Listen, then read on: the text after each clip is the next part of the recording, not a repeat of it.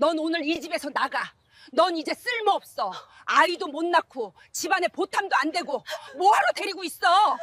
20년 전 어느 화창한 봄날 오후 대한민국 굴지의 재벌가 저택 앞마당에서 한 젊은 여자가 쫓겨났습니다.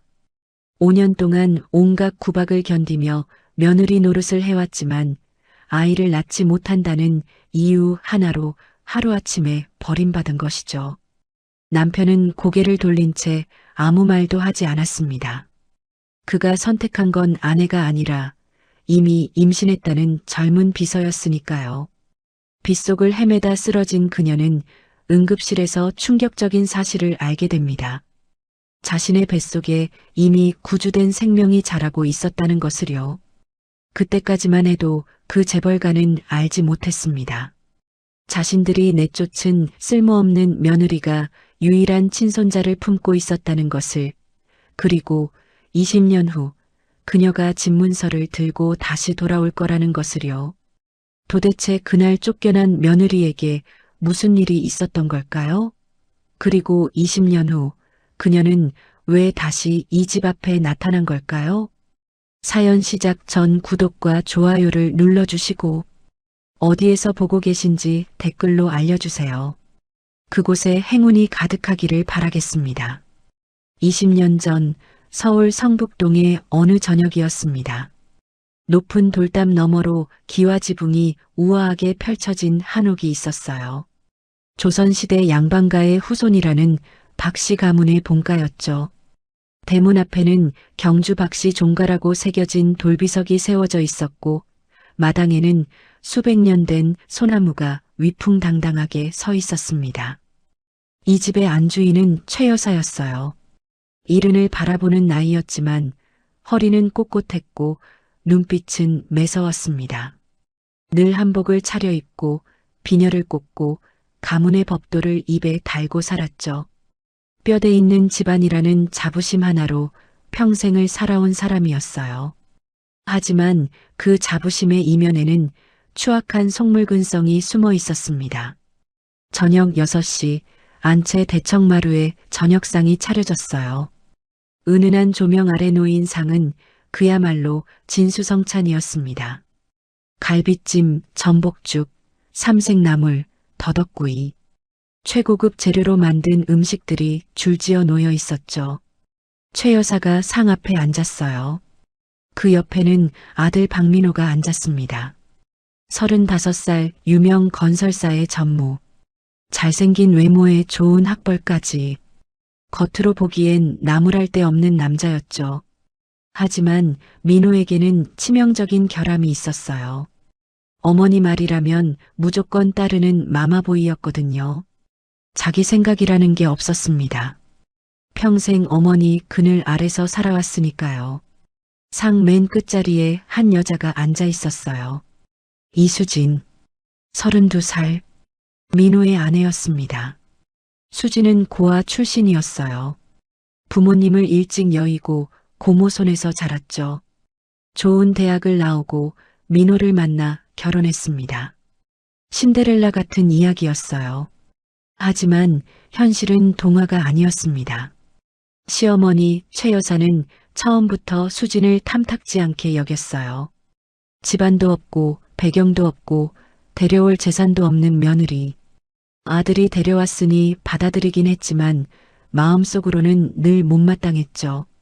그런데 결혼한 지 5년이 지나도록 수진에게는 아이가 없었어요.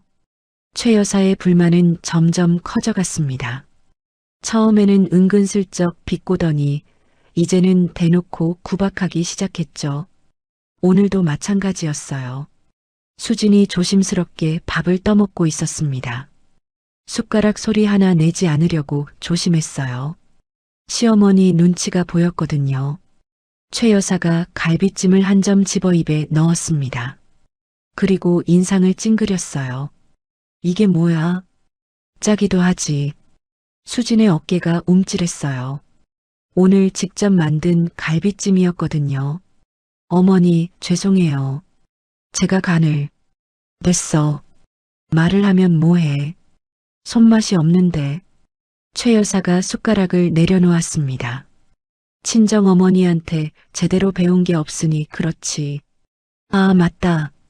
너 친정어머니 없지? 수진의 얼굴이 하얗게 질렸어요. 돌아가신 어머니 이야기까지 꺼내다니.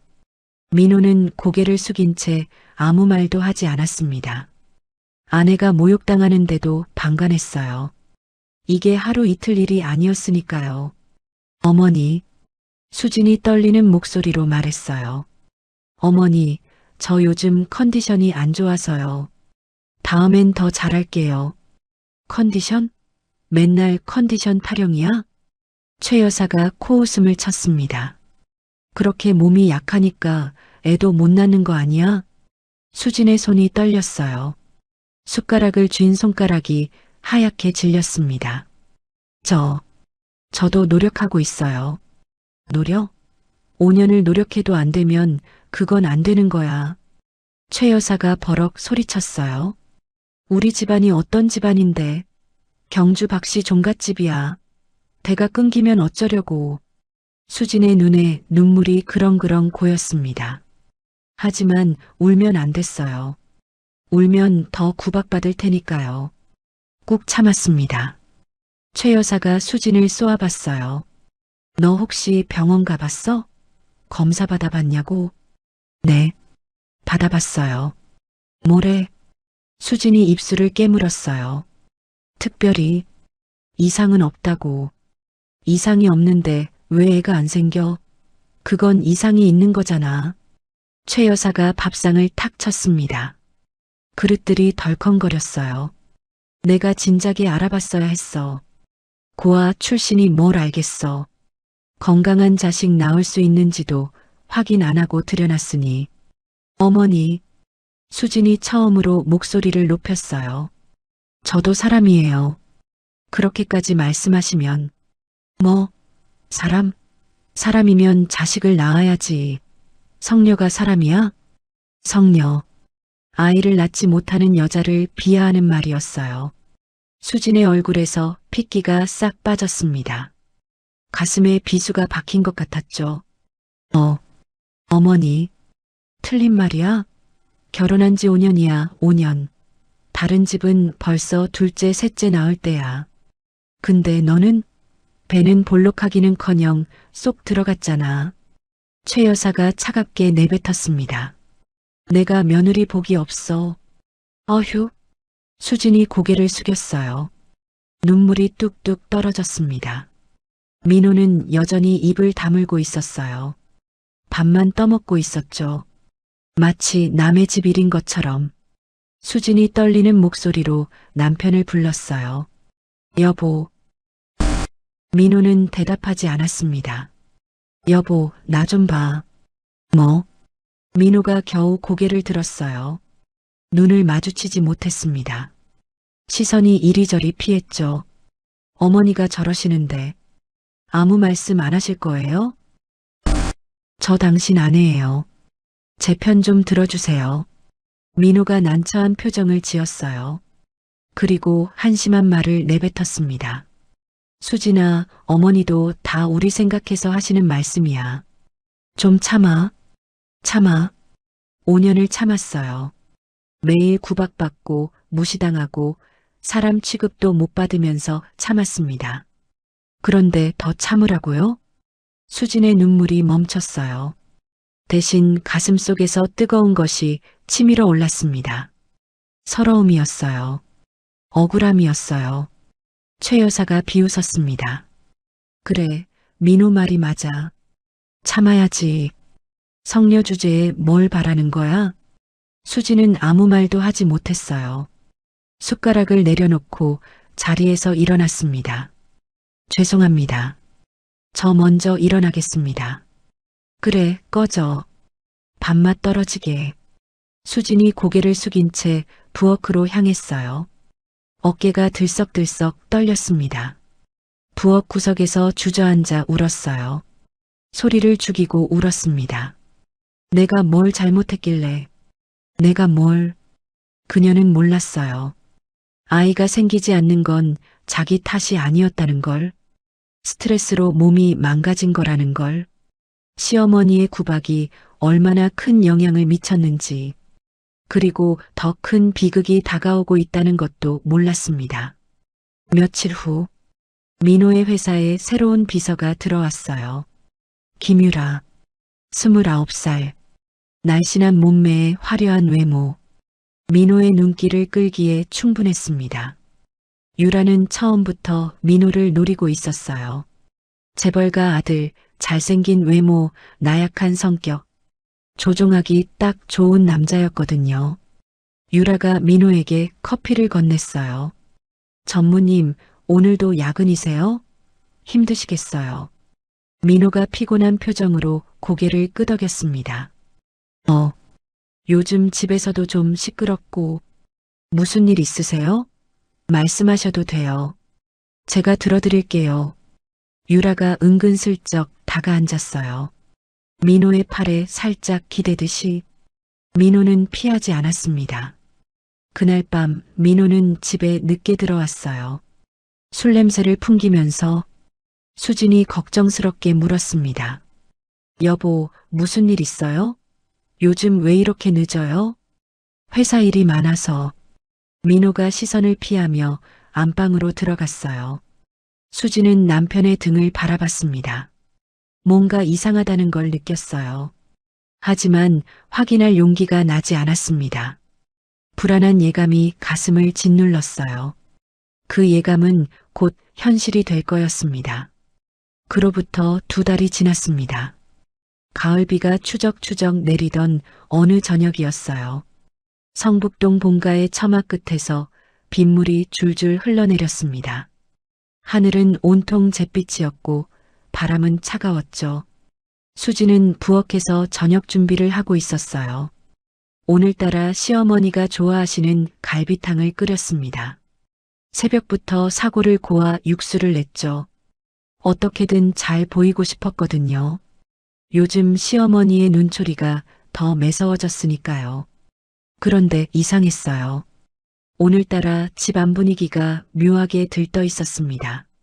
시어머니가 전화 통화를 하면서 웃는 모습도 봤어요. 평소에는 인상을 찌푸리기만 했는데 말이죠. 무슨 좋은 일이라도 있나? 수지는 고개를 갸웃했지만 대수롭지 않게 여겼어요. 저녁 7시 대청마루에 상이 차려졌습니다. 그런데 오늘은 손님이 있었어요. 비서 김유라가 식탁 한쪽에 앉아 있었습니다. 수지는 의아했어요. 회사 비서가 왜 본가에까지 와서 저녁을 먹는 걸까? 민호의 얼굴을 힐끗 봤지만 남편은 시선을 피했습니다. 최 여사가 유난히 상냥한 목소리로 말했어요. 유라야, 많이 먹어. 우리 집 음식 맛이 어때? 정말 맛있어요, 사모님. 감사합니다. 유라가 새침하게 웃었어요. 그 미소가 어딘가 야릇했습니다. 수지는 구석자리에 앉아 조용히 밥을 먹었어요. 뭔가 불안했지만 내색하지 않았습니다. 그때 최 여사가 입을 열었어요. 수진아, 네 어머니. 너 잠깐 부엌 가서 물 좀 더 떠와. 네. 아, 네. 수진이 자리에서 일어났습니다. 물은 식탁 위에 충분히 있었지만 시어머니 말씀이니 따랐어요. 부엌으로 가는 수진의 뒷모습을 유라가 흘끗 바라봤습니다. 입꼬리가 살짝 올라갔죠. 수진이 부엌에 가 있는 동안 대청마루에서 작은 소란이 일어났어요. 잠시 후 수진이 물병을 들고 돌아왔습니다. 그런데 분위기가 완전히 달라져 있었어요. 최 여사의 얼굴이 환하게 빛나고 있었습니다.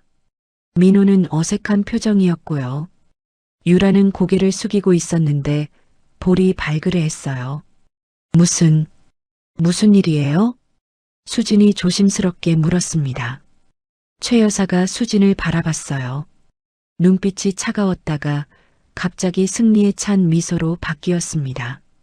수진아, 좋은 소식이 있어. 좋은 소식이요? 그래, 아주 좋은 소식. 최 여사가 유라를 바라봤어요. 유라야, 내가 직접 말해봐. 유라가 천천히 고개를 들었습니다. 그리고 수진을 똑바로 바라보며 말했어요. 저 임신했어요. 수진의 머릿속이 하얘졌습니다. 네, 민호 씨 아이예요. 시간이 멈춘 것 같았어요. 수진은 자기 귀를 의심했습니다. 지금 뭐라고 했지? 뭐라고요? 수진의 목소리가 떨렸어요. 유라가 가방에서 서류 봉투를 꺼냈습니다. 그 안에서 초음파 사진과 진단서를 꺼내 테이블 위에 올려놓았어요. 여기 증거예요. 임신 8주 차. 민호 씨 아이가 확실해요. 수진이 그 사진을 멍하니 바라봤어요. 흑백의 초음파 사진. 작은 점 하나가 찍혀 있었습니다. 손이 부들부들 떨렸어요. 여보. 수진이 민호를 바라봤습니다. 민호는 고개를 숙이고 있었어요. 눈을 마주치지 못했습니다. 이게 무슨 일이야? 나한테 설명해봐. 수진의 목소리가 높아졌어요. 민호가 겨우 입을 열었습니다. 수진아, 미안해. 미안하다고? 그게 다야? 나도 어쩔 수 없었어. 술 마시고 실수로. 실수? 실수라고? 수진이 비명에 가까운 소리를 질렀어요. 5년이야. 나 5년 동안 당신 아이 가지려고 얼마나 노력했는데. 근데 실수로 다른 여자한테 아이를 만들어? 최 여사가 끼어들었습니다. 목소리가 차가웠어요. 됐어. 조용히 해. 어머니, 조용히 하라고. 최 여사가 손바닥으로 테이블을 탁 쳤어요. 수진아, 이렇게 된 거 어쩔 수 없어. 유라가 민호 아이를 가졌어. 우리 집안 핏줄을. 그게 무슨 말씀이세요? 저도 노력하면 5년을 노력해도 안 됐잖아. 최 여사가 버럭 소리쳤습니다. 넌 안 돼. 성녀라고. 아이를 못 낳는 여자라고.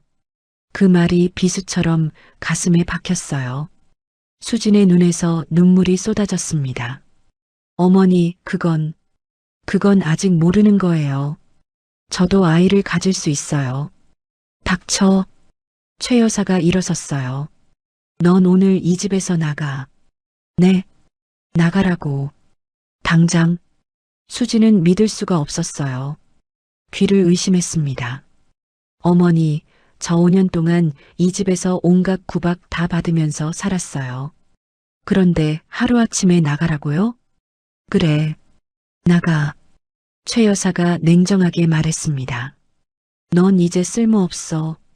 아이도 못 낳고 집안에 보탬도 안 되고 뭐하러 데리고 있어? 쓸모없다고요? 수진의 목소리가 갈라졌어요. 저 사람이에요, 어머니. 물건이 아니에요. 5년을 함께 산 며느리예요. 며느리? 최 여사가 코웃음을 쳤습니다. 며느리면 뭐래? 대를 이을 자식을 못 낳으면 그냥 식충이지. 수진이 민호를 바라봤어요. 마지막 희망이었습니다. 여보, 당신은 아니라고 해줘. 나 나가라는 거 아니라고 해줘. 민호는 고개를 숙인 채 입을 열었어요. 수진아, 일단 좀 나가 있어. 정리할 시간이 필요해. 정리? 무슨 정리? 나도 생각할 시간이 필요해. 수진은 남편의 얼굴을 바라봤습니다. 거기에는 사랑도 미안함도 아무것도 없었어요. 그냥 귀찮다는 표정뿐이었습니다. 5년이었어요. 5년 동안 이 남자를 믿고 살았습니다. 시어머니 구박에도 참았던 건 남편이 있었기 때문이에요. 그런데 그 남편이 자기를 버리려 하고 있었습니다. 여보, 나 정말 쫓아내는 거야? 민호는 대답하지 않았어요. 시선을 피할 뿐이었습니다. 그 침묵이 답이었어요. 유라가 슬쩍 미소를 지었습니다. 언니 미안해요. 저도 이렇게 되고 싶진 않았는데. 미안하다고요? 저 얼굴이 미안해하는 얼굴인가요? 수지는 유라를 바라봤어요. 그녀의 눈에는 승리의 기쁨이 가득했습니다. 입으로는 미안하다 하면서 눈은 웃고 있었죠. 이건 계획된 거야. 수지는 직감적으로 알았어요. 이 여자가 처음부터 노리고 들어온 거라는 걸, 남편을 유혹하고 임신을 핑계로 자기 자리를 빼앗으려는 거라는 걸. 하지만 증거가 없었어요. 초음파 사진과 진단서가 있었으니까요. 어머니, 저 진짜 나가야 해요? 수진이 마지막으로 물었습니다. 최 여사가 찻잔을 들어 한 모금 마셨어요. 그리고 태연하게 대답했습니다. 그래, 나가. 짐은요? 내일 택배로 보내줄게. 오늘은 몸만 나가. 돈은요? 저 가진 게 하나도 없는데. 그건 내 사정이지. 나랑 무슨 상관이야? 수지는 할 말을 잃었어요. 5년 동안 이 집에서 살면서 돈 한 푼 모아둔 게 없었습니다. 시어머니가 용돈 주는 것만으로 살았으니까요. 통장도 없고 카드도 없고 자기 이름으로 된 재산이라곤 아무것도 없었어요. 일어나. 최 여사가 턱으로 문을 가리켰습니다.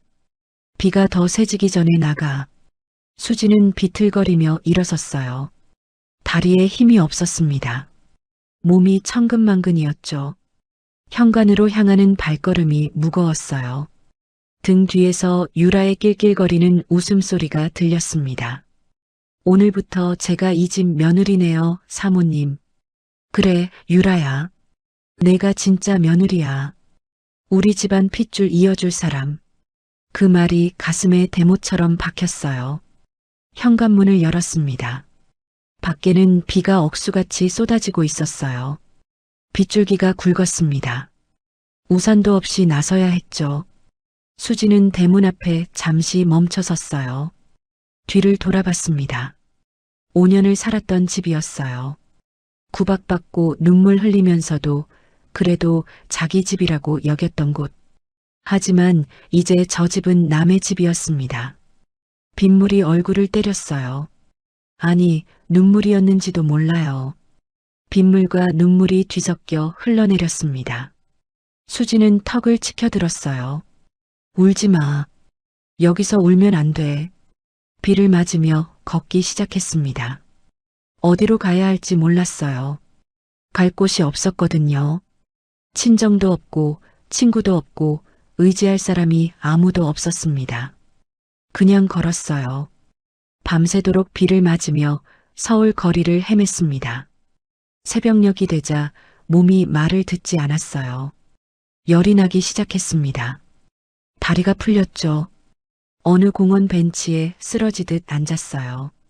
의식이 점점 흐려졌습니다. 이대로 죽는 건가? 마지막으로 본 건 흐릿한 가로등 불빛이었어요. 그리고 정신을 잃었습니다. 얼마나 지났을까요? 눈을 떴을 때 하얀 천장이 보였어요. 병원이었습니다. 정신이 드세요? 간호사가 수진의 얼굴을 들여다봤어요. 어디? 여기가 어디예요? 응급실이에요. 새벽에 지나가던 분이 발견해서 데려오셨어요. 영양실조에 탈수 증상이 심했어요. 수진이 몸을 일으키려 했어요. 하지만 힘이 없었습니다. 잠깐만요. 아직 일어나시면 안 돼요. 간호사가 수진을 제지했습니다. 잠깐 쉬세요. 아, 그리고요. 간호사가 잠시 말을 멈췄어요. 그리고 조심스럽게 입을 열었습니다. 알고 계셨어요? 네. 뭐요? 임신이요. 수진의 눈이 커졌어요. 뭐라고요? 임신 9주차예요. 몰랐어요? 임신. 자기가 임신이라고요? 수진은 믿을 수가 없었어요. 그게 진짜예요? 네, 검사 결과 확실해요. 다만 영양 상태가 안 좋아서 조심하셔야 해요. 수진의 눈에서 눈물이 쏟아졌습니다. 임신이었어요. 5년을 기다렸던 아이가 뱃속에 있었습니다. 스트레스로 생리가 불규칙해져서 몰랐던 거였어요. 입덧도 없었고 증상도 없었거든요. 그냥 몸이 안 좋은 줄로만 알았습니다. 알려야 해. 시어머니한테, 민호한테 알려야 해. 아이가 생겼으니 다시 받아줄지도 몰랐어요. 수지는 떨리는 손으로 핸드폰을 꺼냈습니다. 다행히 배터리가 조금 남아 있었어요. 시어머니 번호를 눌렀습니다. 신호음이 울렸어요. 한 번, 두 번, 세 번. 딸깍. 전화가 연결됐어요. 하지만 최 여사의 목소리가 아니었습니다. 여보세요? 유라의 목소리였어요. 저 수진인데요. 어머니 좀. 그때 뒤에서 최 여사의 목소리가 들렸습니다. 누구야? 사모님, 수진이래요. 뭐? 그년이 몸 볼 일이 있다고? 끊어. 네, 알겠습니다. 유라가 낄낄거리며 말했어요. 언니, 사모님이 끊으래요. 다시는 전화하지 마세요. 전화가 끊겼습니다. 수지는 핸드폰을 손에 쥔 채 멍하니 앉아 있었어요. 다시 전화해봐야 소용없어. 알았어요. 저 사람들에게 자기는 이미 필요 없는 존재라는 걸. 민호한테 전화해볼까? 번호를 눌렀습니다. 하지만 신호음도 없이 끊겼어요. 차단당한 거였습니다. 수지는 핸드폰을 내려놓았어요. 그리고 창밖을 바라봤습니다. 비가 그치고 있었어요. 구름 사이로 햇살이 비추기 시작했습니다. 그래, 이제 끝이야. 저 사람들과의 인연은. 수진이 배를 쓰다듬었어요. 아직 배는 나오지 않았지만 그 안에 아이가 있었습니다.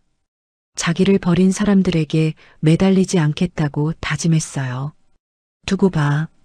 언젠가 반드시 돌아올 거야. 수진의 눈빛이 달라졌습니다.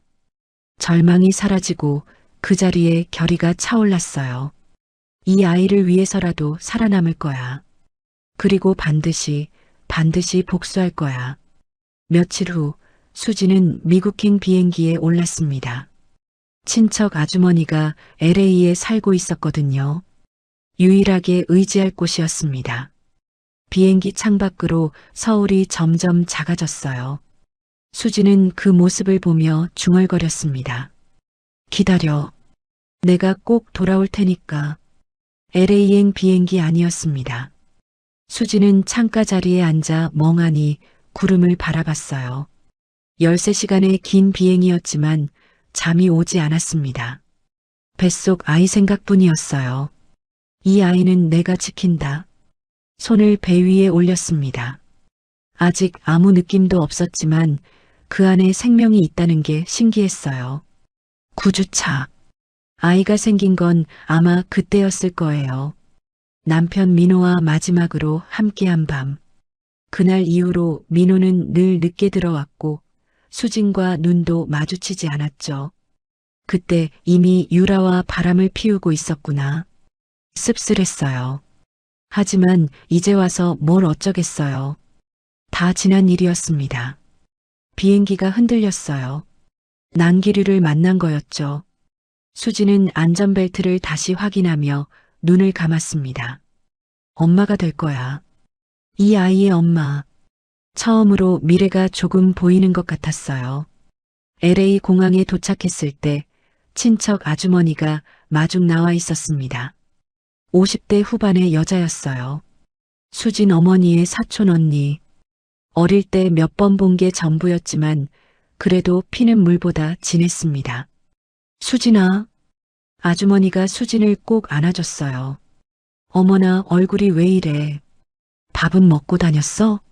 아주머니. 감사해요. 이렇게 받아주셔서. 수진의 눈에 눈물이 그렁그렁 맺혔습니다. 울지 마, 울지 마. 일단 집에 가자. 얘기는 천천히 해. 아주머니 집은 LA 외곽의 작은 아파트였어요. 화려하진 않았지만 깨끗하고 따뜻했습니다. 수지는 그날 밤 아주머니에게 모든 이야기를 털어놓았어요. 시어머니의 구박, 남편의 외도, 쫓겨난 일, 그리고 뒤늦게 알게 된 임신까지. 아주머니는 듣는 내내 분노하고 눈물 흘리고 또 분노했습니다. 그 나쁜 것들, 사람이 어떻게 그럴 수가 있어. 아주머니, 저 이제 어떡해요? 어떡하긴. 잘 먹고 잘 자고 건강하게 아이 낳는 거지. 나머지는 하늘이 알아서 해줄 거야. 아주머니가 수진의 손을 꼭 잡았어요. 수진아, 넌 강한 아이야. 내 엄마도 그랬어. 어떤 어려움이 와도 꿋꿋하게 버텼지. 넌 내 엄마 딸이야. 그 말에 수진은 펑펑 울었습니다. 시간이 흘렀어요. 수진의 배가 점점 불러왔습니다. 입덧도 하고 허리도 아프고 밤잠도 설쳤지만 행복했어요. 아이가 자라고 있다는 게 느껴졌거든요. 아주머니가 운영하는 작은 세탁소에서 일을 도왔습니다. 간단한 접수와 정리 정도였지만 가만히 있는 것보다 나았어요. 그러던 어느 날이었습니다. 세탁소에 한 남자가 들어왔어요. 40대 중반의 동양인이었습니다. 단정한 정장에 부드러운 인상. 안녕하세요. 세탁물 찾으러 왔는데요. 아, 네. 성함이 어떻게 되세요? 리처드 장이요. 수진이 세탁물을 찾아 건네줬어요. 남자가 돈을 내며 수진을 바라봤습니다. 혹시 한국 분이세요? 네, 맞아요. 아, 반갑네요. 저도 한국계예요. 여기 온 지 얼마 안 됐어요? 네, 몇 달 됐어요. 리처드가 미소 지었습니다. 적응하기 힘드시죠? 제가 처음 왔을 때도 그랬어요. 뭐 도움 필요하시면 말씀하세요. 그냥 지나가는 인사였어요. 하지만 그게 인연의 시작이었습니다. 리처드는 월스트리트에서 일하다가 LA로 옮겨온 투자 전문가였어요. 작은 투자사를 운영하고 있었는데 세탁소 근처에 사무실이 있어서 자주 들렀습니다. 올 때마다 수진에게 말을 걸었죠. 오늘 날씨 좋네요. 배 많이 나왔네요. 건강하세요? 한국 음식 그리우시죠? 맛있는 집 알아요. 처음엔 그냥 친절한 사람이려니 했어요. 하지만 리처드의 관심은 점점 깊어졌습니다. 어느 날 리처드가 수진에게 물었어요. 수진 씨, 혼자 아이 키우실 거예요? 수진이 움찔했습니다. 네. 아이 아빠는 없어요. 힘드시겠네요. 괜찮아요. 이 아이가 있으니까요. 리처드가 잠시 생각하더니 말했어요. 제가 도와드릴 수 있는 거 있으면 말씀하세요. 진심이에요. 출산 예정일이 다가왔습니다. 어느 새벽 진통이 시작됐어요. 아주머니가 급히 병원으로 데려갔습니다. 12시간의 고통 끝에 아이가 태어났어요. 건강한 사내 아이였습니다. 축하드려요, 엄마. 간호사가 아이를 수진의 품에 안겨줬습니다. 작고 빨간 얼굴, 꼭 쥔 주먹, 새근새근 숨쉬는 소리. 수진의 눈에서 눈물이 쏟아졌어요. 우리 아가, 잘 나왔구나. 아이의 얼굴을 보는 순간 민호의 얼굴이 떠올랐습니다. 닮은 구석이 있었거든요. 하지만 그 생각을 밀어냈어요. 이 아이는 내 아이야. 오직 나만의. 이름은 뭘로 하실 거예요? 간호사가 물었습니다. 수진이 아이를 바라보며 말했어요. 성훈이요. 박성훈. 성공할 성, 빛날 훈. 이 아이는 반드시 성공해서 빛날 거야.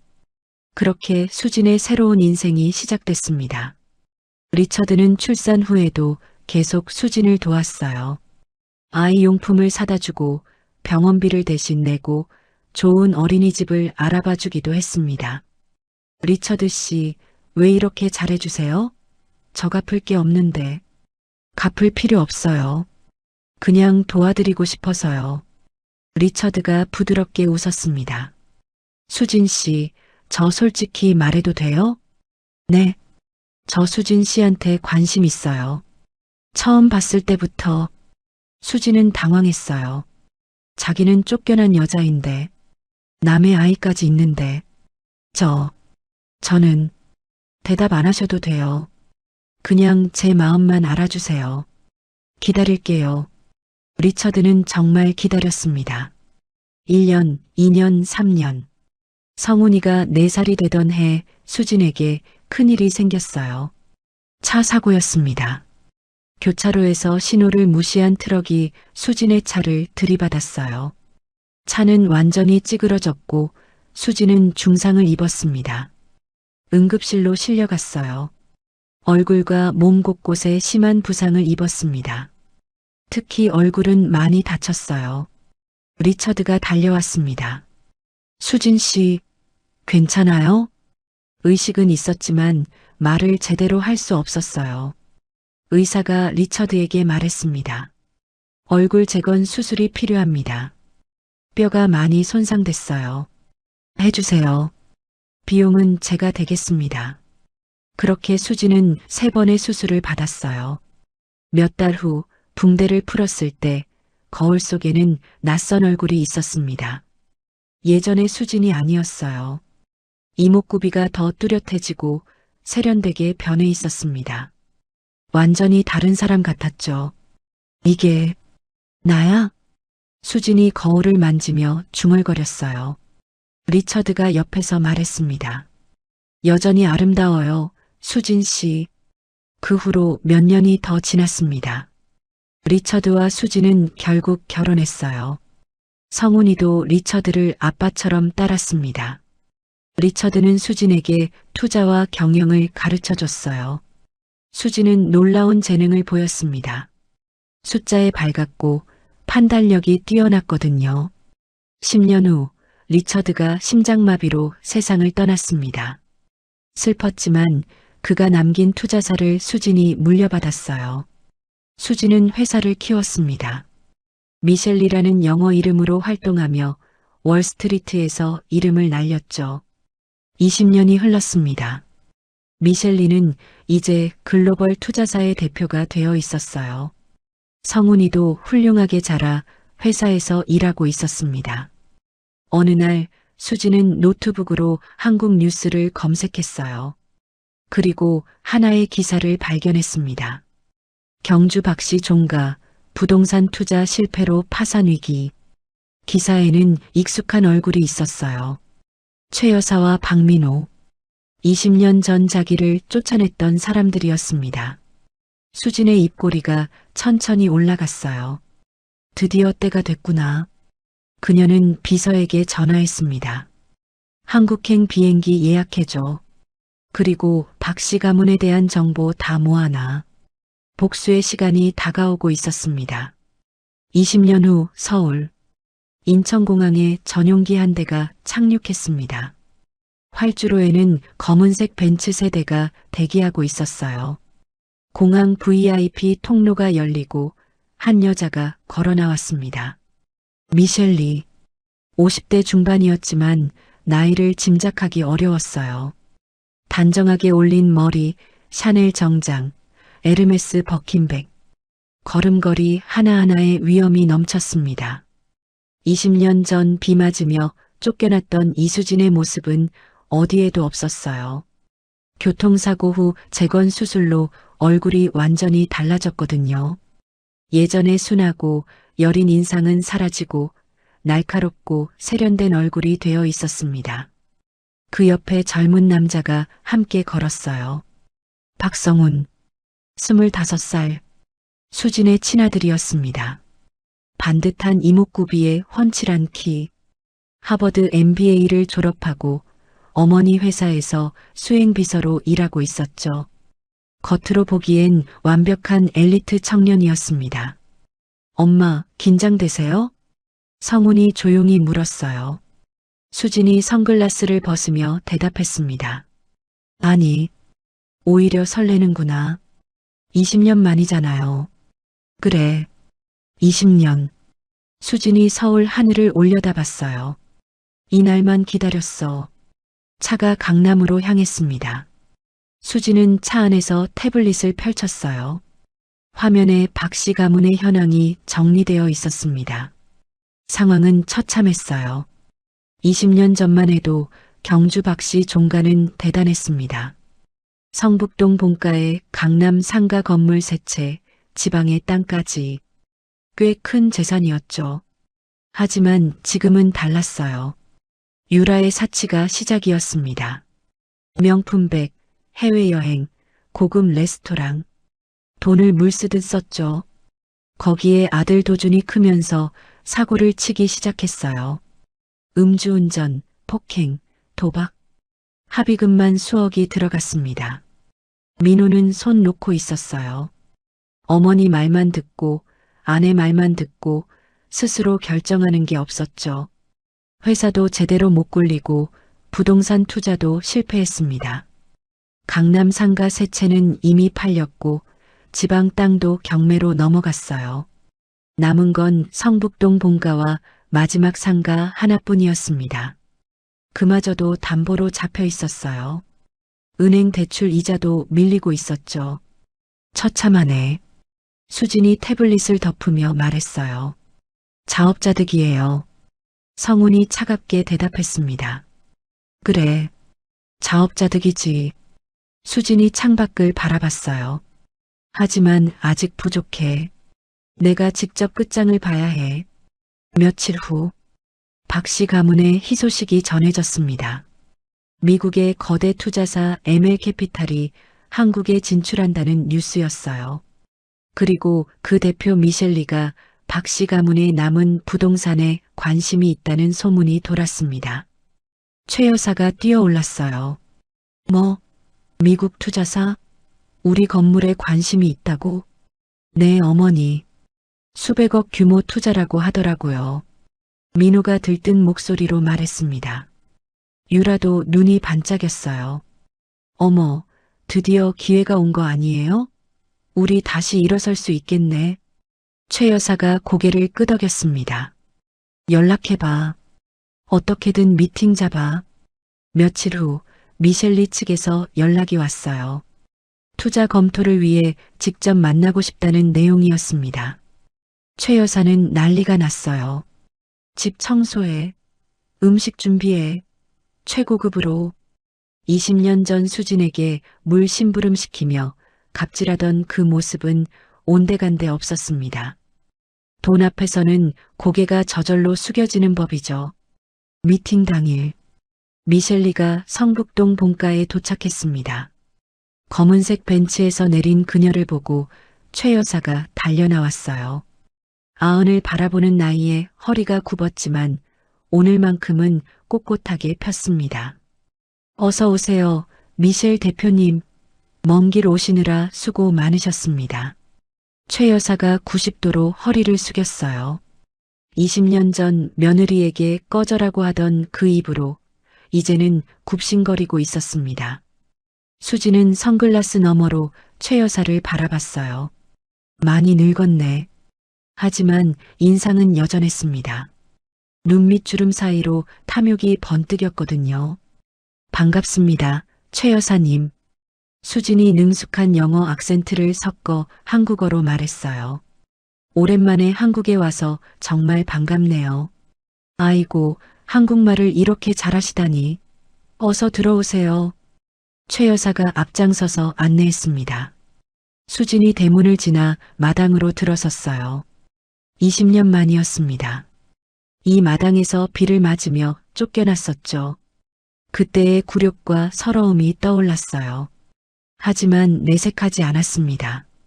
정원이 아름답네요. 아, 감사합니다. 저희 집안 대대로 갖고 온 정원이에요. 최 여사가 자랑스럽게 말했어요. 수진의 입꼬리가 미세하게 올라갔습니다. 곧 내 거야. 대청마루에 상이 차려졌습니다. 최고급 한정식이었어요. 전복죽, 갈비찜, 삼색나물.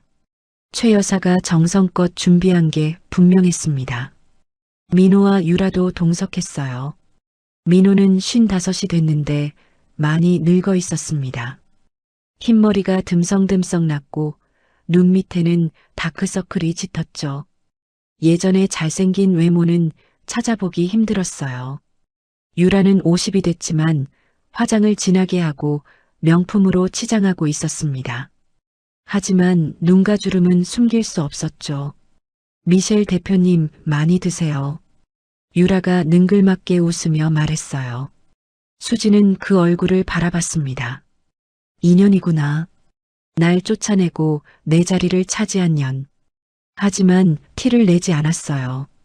감사합니다. 맛있네요. 젓가락을 들어 음식을 맛봤습니다. 그런데 음식 맛있었어요. 소금이 너무 많이 들어갔거든요. 수진이 젓가락을 내려놓았습니다. 음식이 좀 짜네요. 최 여사의 얼굴이 굳었어요. 아, 그래요? 죄송합니다. 저희 주방에서 괜찮아요. 입맛이 안 맞을 수도 있죠. 수진이 미소 지었습니다. 그런데 최 여사님, 네네. 물 좀 가져다 주시겠어요? 목이 좀 마르네요. 최 여사가 움찔했어요. 제가요? 네. 직접 가져다 주시면 좋겠어요. 분명히 아랫사람 시킬 수 있는 일이었습니다.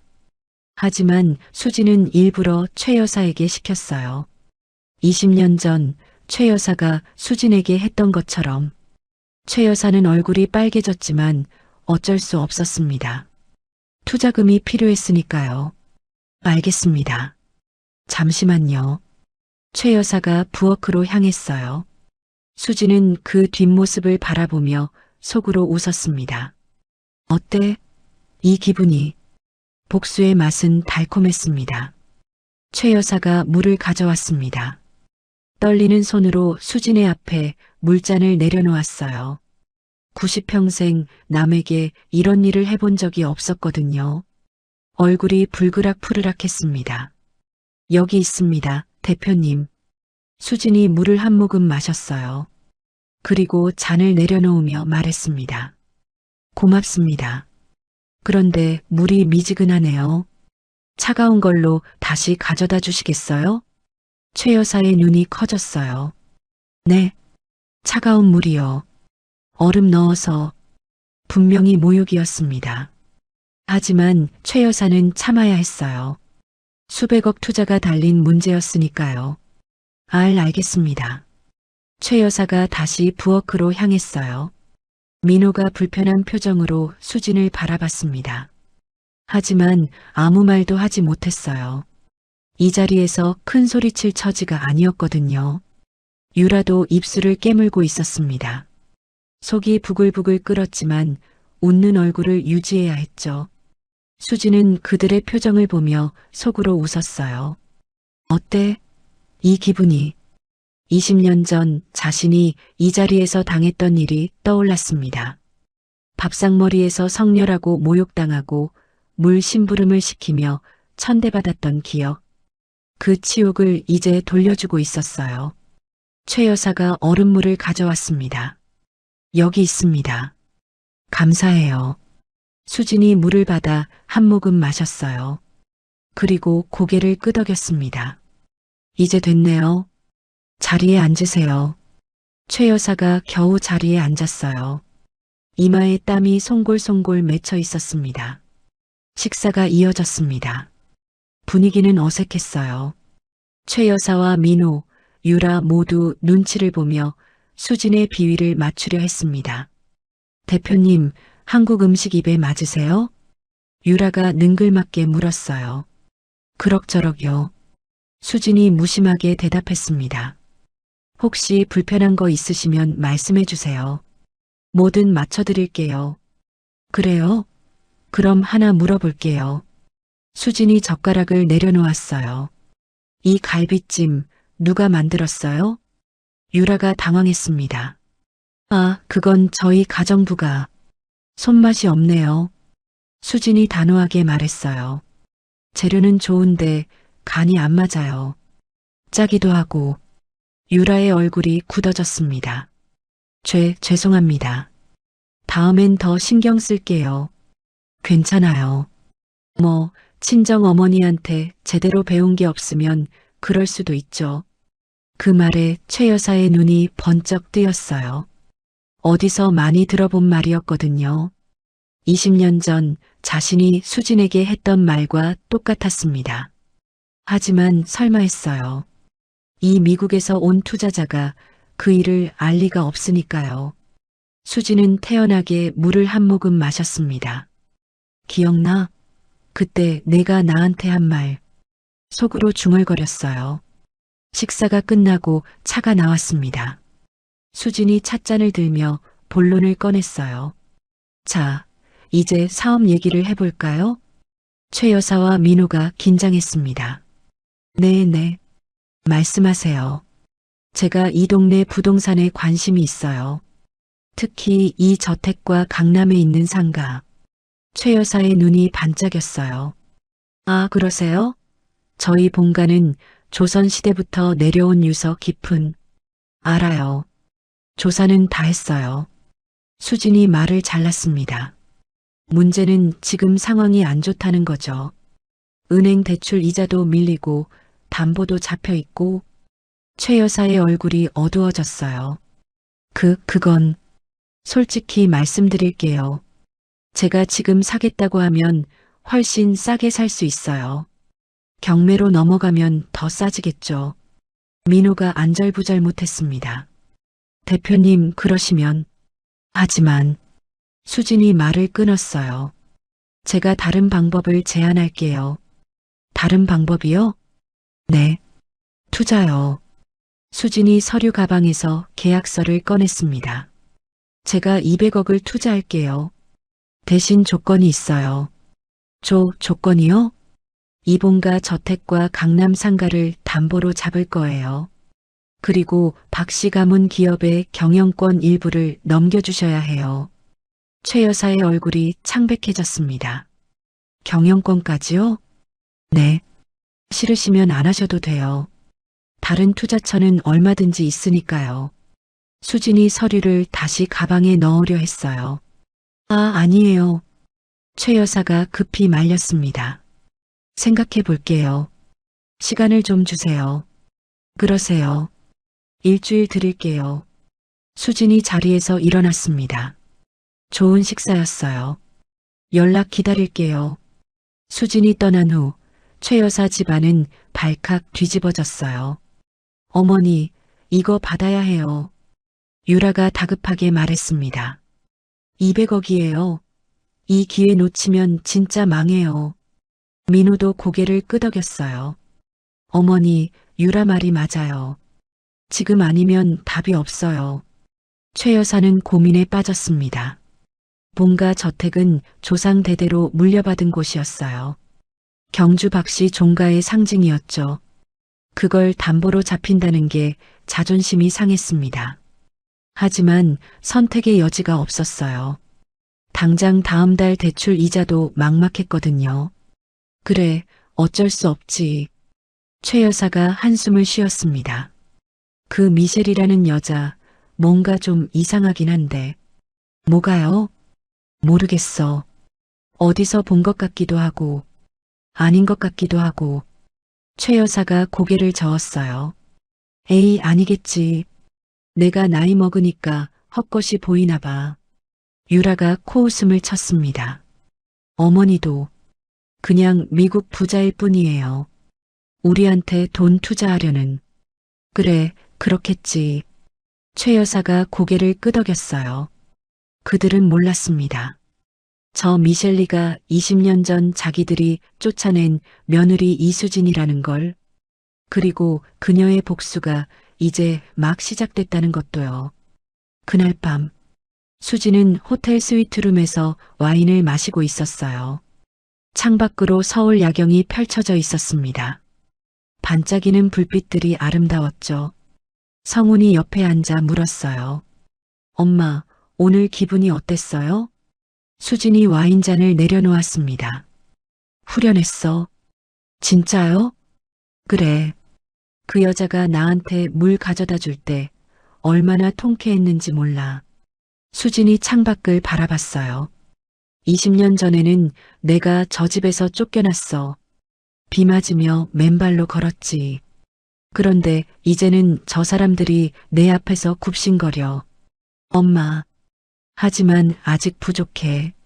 수진의 눈빛이 날카로워졌습니다. 저 집을 빼앗는 것만으로는 안 돼. 저들이 나한테 했던 것처럼 모든 걸 잃게 만들 거야. 성훈이 어머니의 손을 잡았어요. 저도 도울게요, 엄마. 알아. 내가 있어서 든든해. 수진이 아들을 바라보며 미소 지었습니다. 하지만 그 미소 뒤에는 차가운 결의가 숨어 있었어요. 복수는 이제 시작이었습니다. 최 여사는 결국 계약서에 도장을 찍었습니다. 본가 저택과 강남 상가를 담보로 200억 투자를 받기로 한 거였어요. 경영권 일부도 넘겼죠. 자존심이 상했지만 당장 굶어 죽을 판이었으니까요. 계약 체결 자리는 서울 시내 고급 호텔에서 열렸습니다. 수지는 당당하게 앉아 있었어요.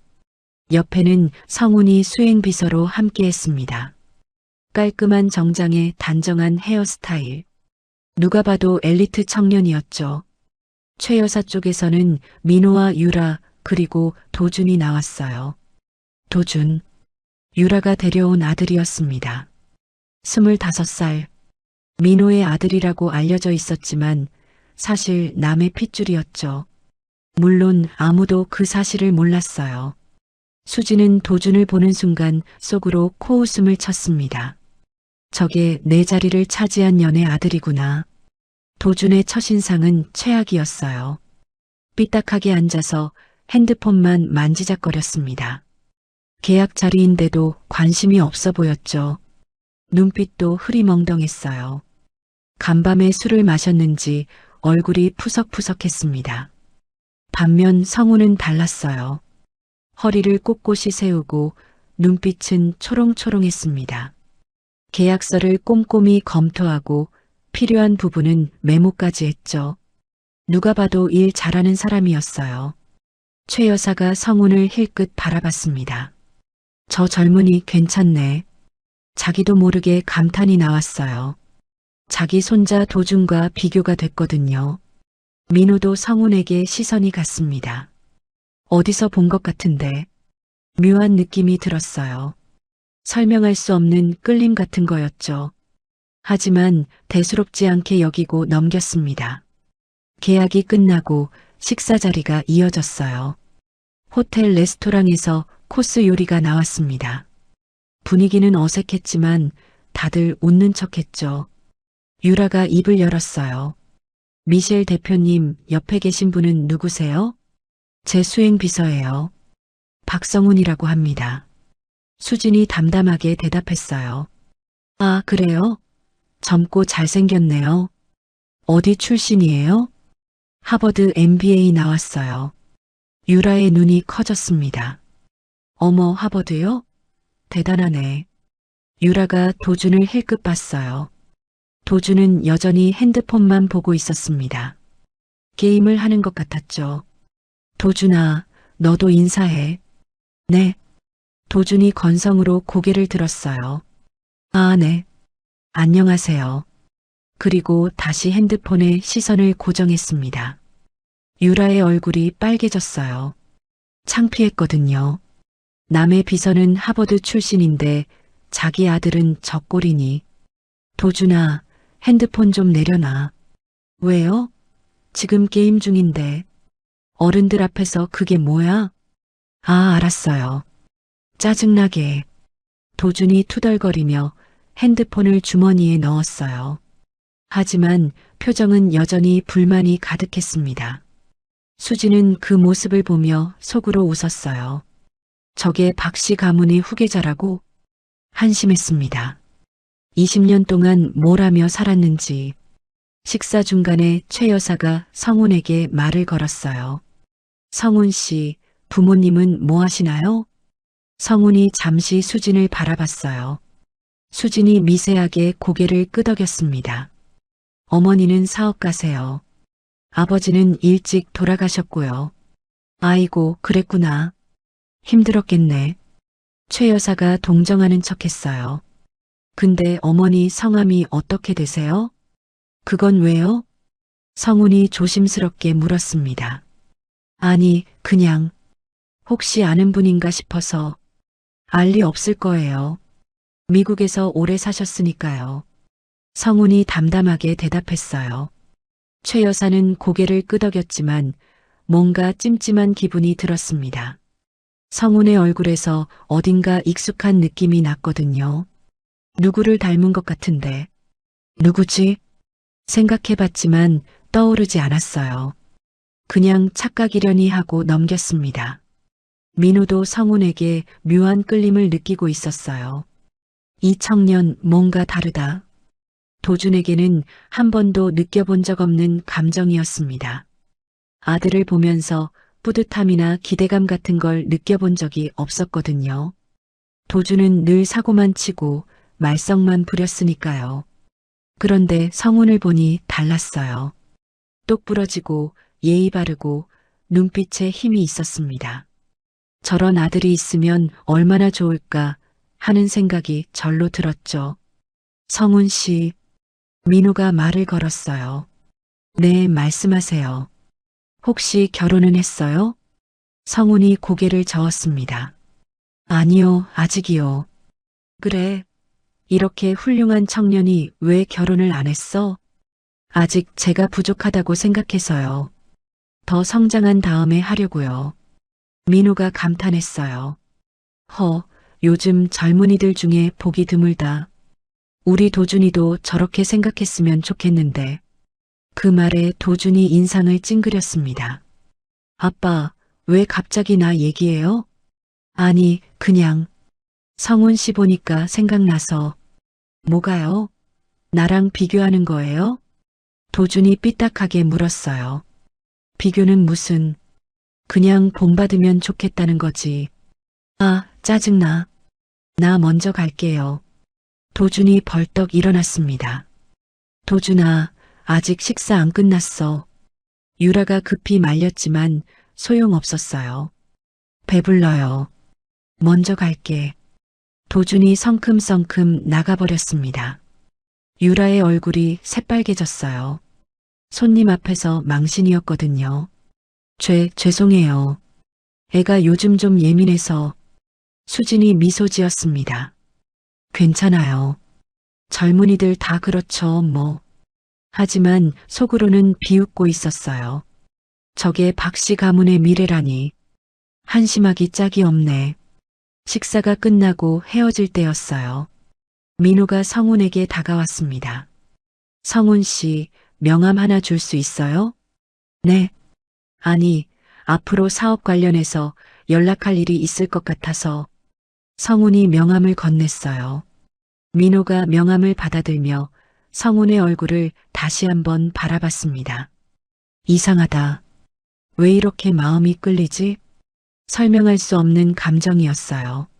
아버지와 아들은 핏줄로 연결되어 있습니다. 아무리 세월이 흘러도 아무리 모습이 변해도 본능적으로 느끼는 게 있죠. 민호는 몰랐지만 그의 본능이 반응하고 있었어요. 저 청년이 자기 친아들이라는 걸. 호텔을 나서며 수진이 성훈에게 말했어요. 잘했어. 뭐가요? 아까 민호가 너한테 끌리는 거 봤어. 핏줄은 못 속이는 거야. 성훈의 표정이 복잡해졌습니다. 엄마, 저 사람이 정말 제 아버지예요? 생물학적으로는 그래. 수진이 담담하게 대답했어요.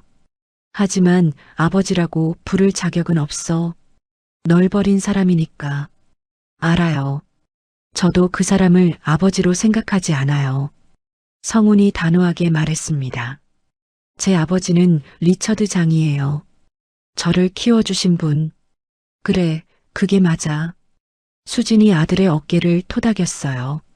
하지만 저 사람들은 진실을 알아야 해. 자기들이 뭘 버렸는지. 언제 말할 거예요?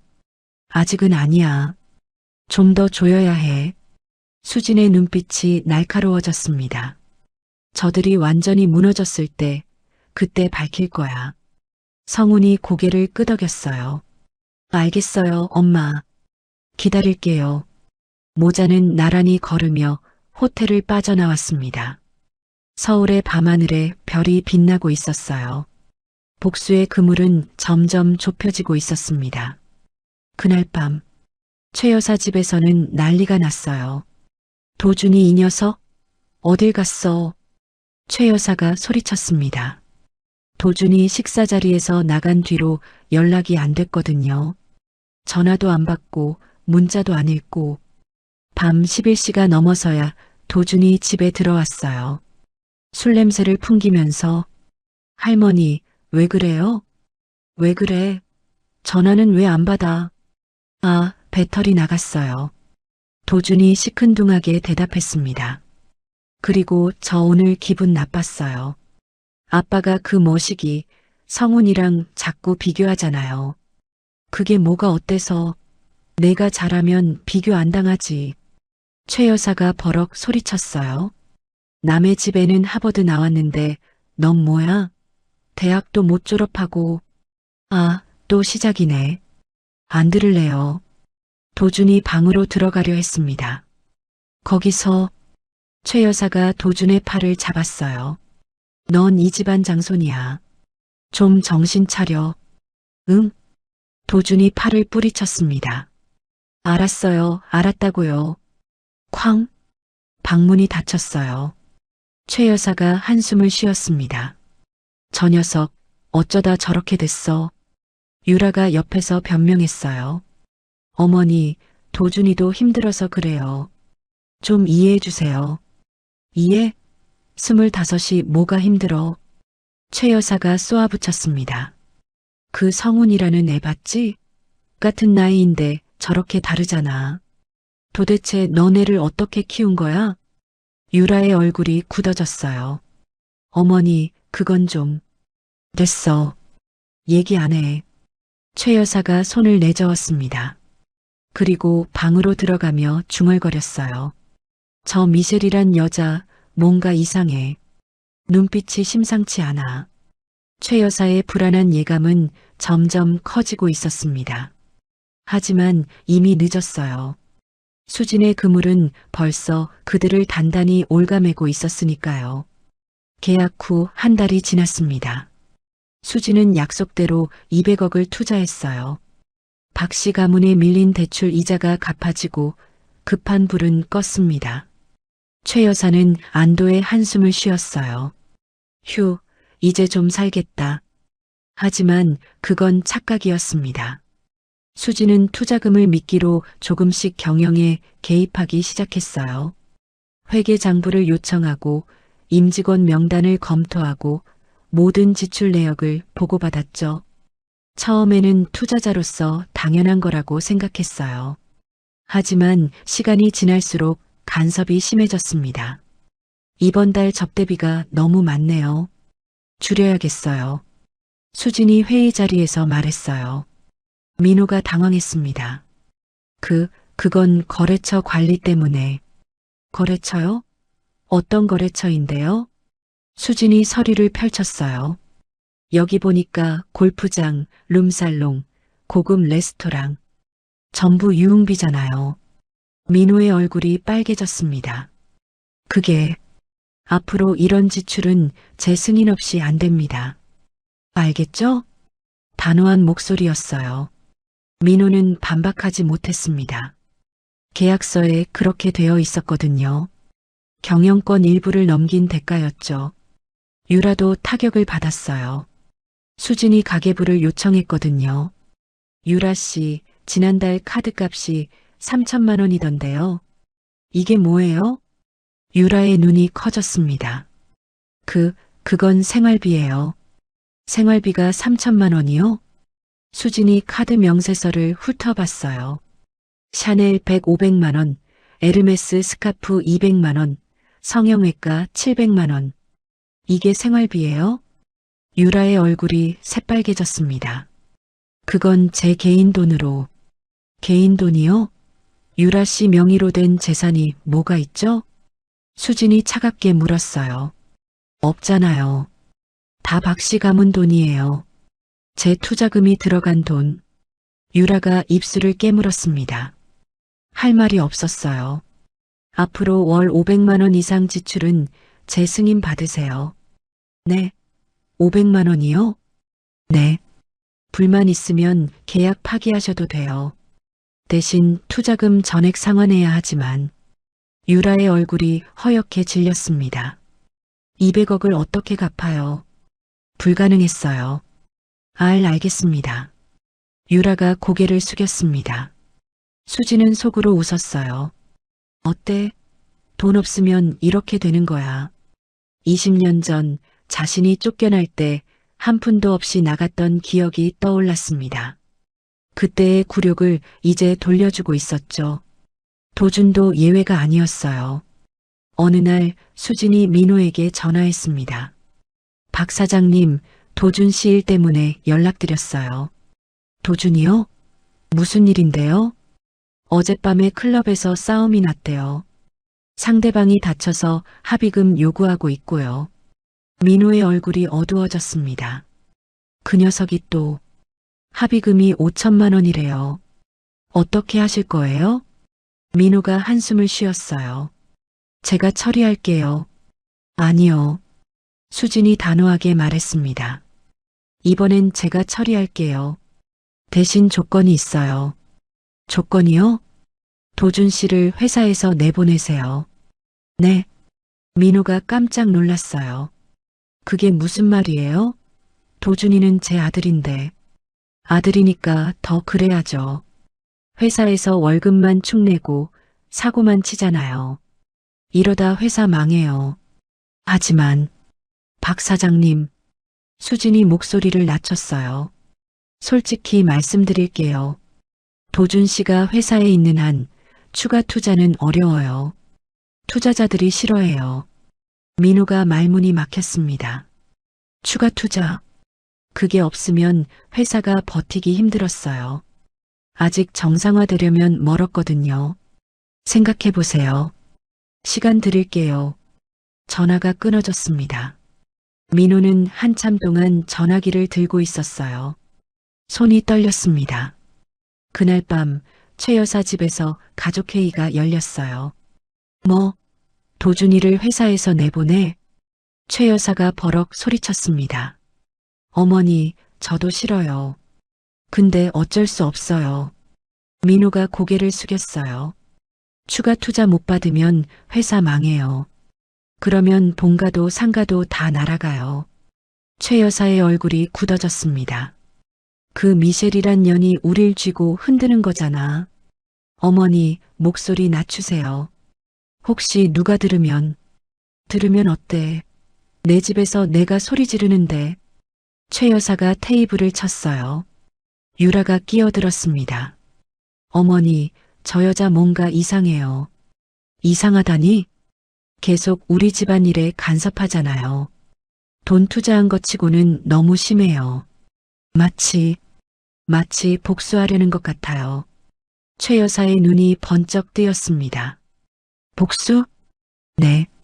저 느낌이 자꾸 들어요. 저 여자 눈빛이 예사롭지 않아요. 최 여사가 잠시 생각에 잠겼어요. 그러고 보니 나도 그런 느낌이 들었어. 어디서 본 것 같은 느낌. 제가 뒷조사 좀 해볼게요. 유라가 말했습니다. 미셸리가 누군지, 어디서 왔는지 다 알아볼게요. 최 여사가 고개를 끄덕였어요. 그래, 알아봐. 뭔가 찜찜하니까. 유라의 눈빛이 날카로워졌습니다. 그녀는 20년 전 수진을 쫓아냈던 장본인이었어요. 만약 미셸리가 수진이라는 걸 알게 되면 모든 게 끝장날 거였습니다. 하지만 유라는 아직 몰랐어요. 자신이 파놓은 함정에 자기가 빠지게 될 줄은. 며칠 후 유라는 사설 탐정을 고용했어요. 미셸리라는 여자 뒷조사해줘요. 미국에서 뭐 했는지, 가족관계가 어떤지 다 알아와요. 탐정이 고개를 끄덕였습니다. 알겠습니다. 시간이 좀 걸릴 거예요. 빨리 해줘요. 급해요. 유라는 조급했어요. 미셸리의 정체를 밝혀내면 뭔가 약점을 잡을 수 있을 거라 생각했거든요. 하지만 그건 큰 착각이었습니다. 수지는 이미 유라가 움직일 걸 예상하고 있었어요. 아니, 오히려 그걸 유도하고 있었죠. 일주일 후 탐정이 유라에게 연락했습니다. 찾았어요. 뭐요? 미셸리 정보요. 근데 탐정이 말을 멈췄어요. 근데 뭐요? 이상한 게 있어요. 미셸리 말고 사모님 정보도 나왔어요. 유라의 얼굴이 굳어졌습니다. 내 정보요? 네. 제가 조사하다 보니까 누군가 사모님 뒷조사를 이미 해놨더라고요. 뭐, 도박빚 3억, 회사 돈 횡령 5천만 원. 이런 것들이 다 파일로 정리되어 있었어요. 유라의 얼굴이 새하얘졌습니다. 그게 어디서? 모르겠어요. 근데 이거 누군가 사모님 잡으려고 준비한 것 같은데요. 전화를 끄는 유라는 손이 떨렸어요. 누가 내 뒷조사를 했지? 불안감이 밀려왔습니다. 도박빚은 민호 몰래 진 거였어요. 회사 돈 횡령도 아무도 모르게 한 거였고요. 그런데 그게 다 파일로 정리되어 있다니. 설마 미셸리? 유라의 머릿속이 복잡해졌어요. 저 여자가 나한테 뭔 원한이 있는 거야? 아직 깨닫지 못했습니다.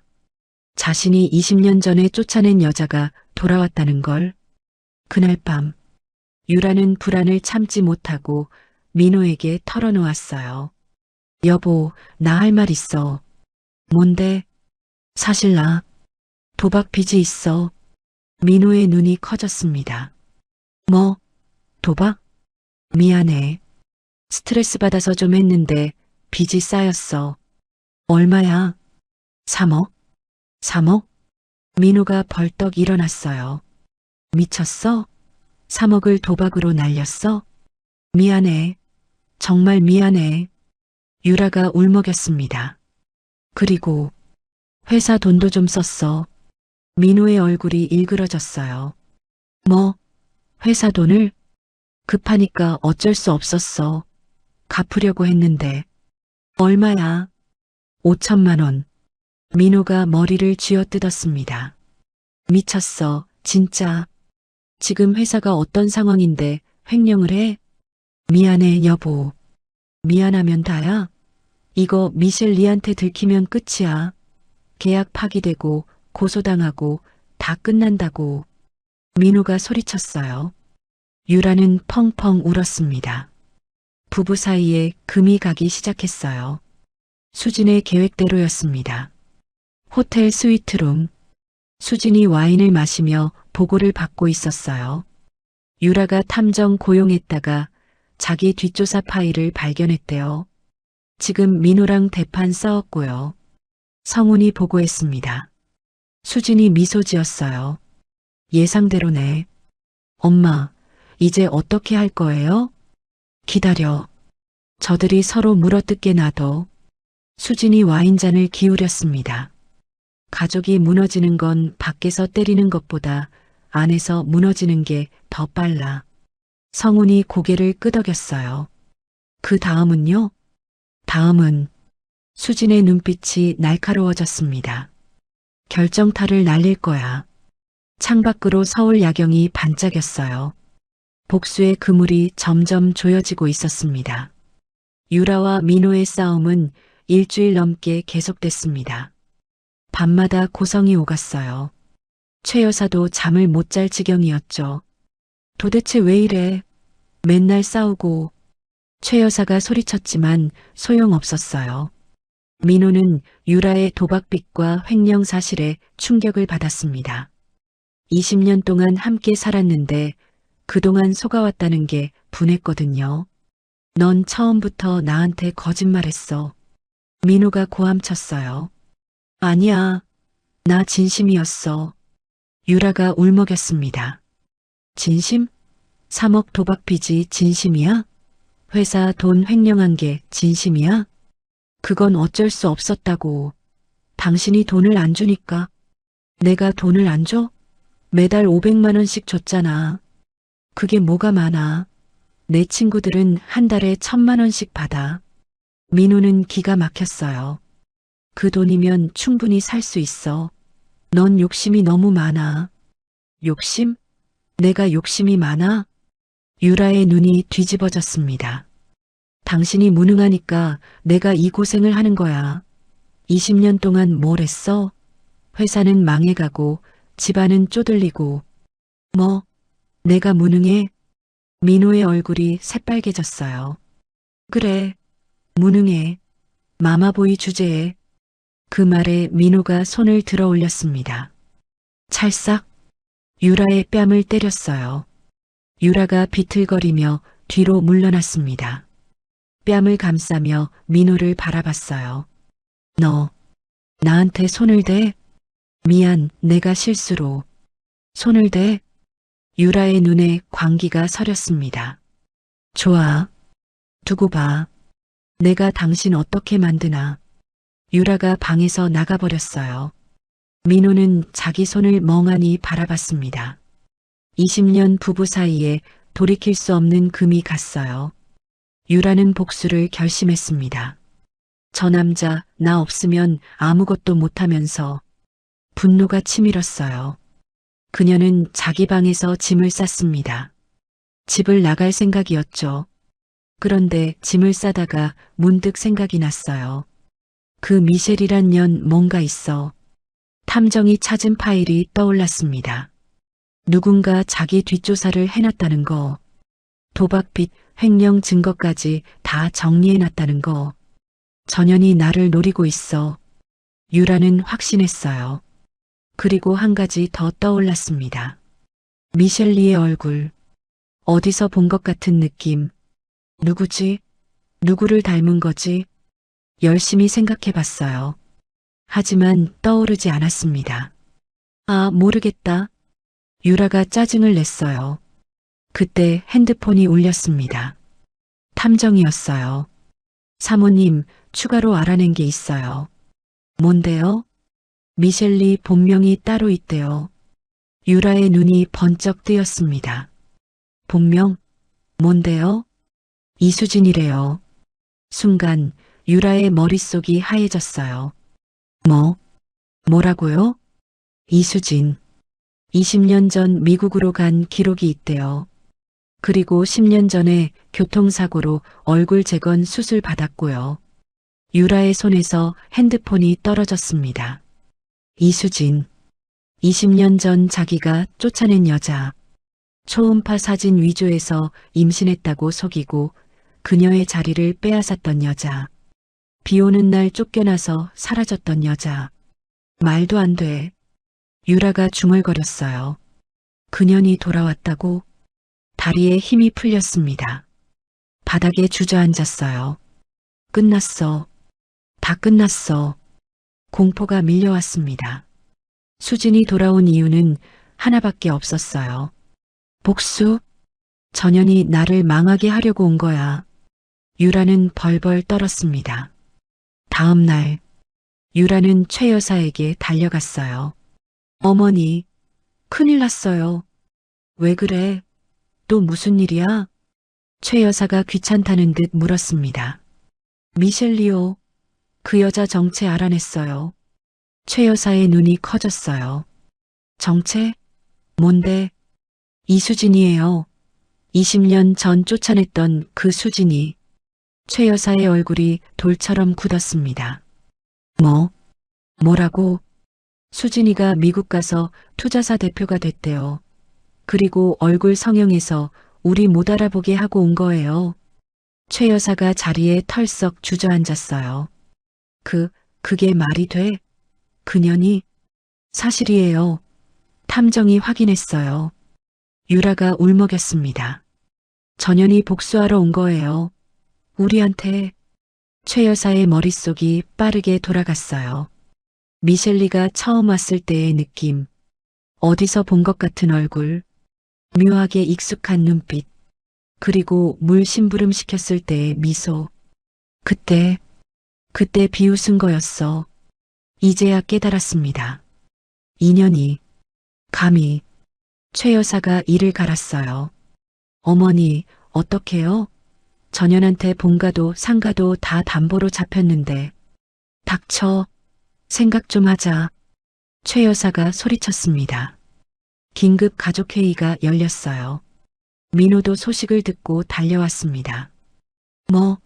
미셸리가 수진이라고? 그래. 내 전처. 최 여사가 쏘아붙였어요.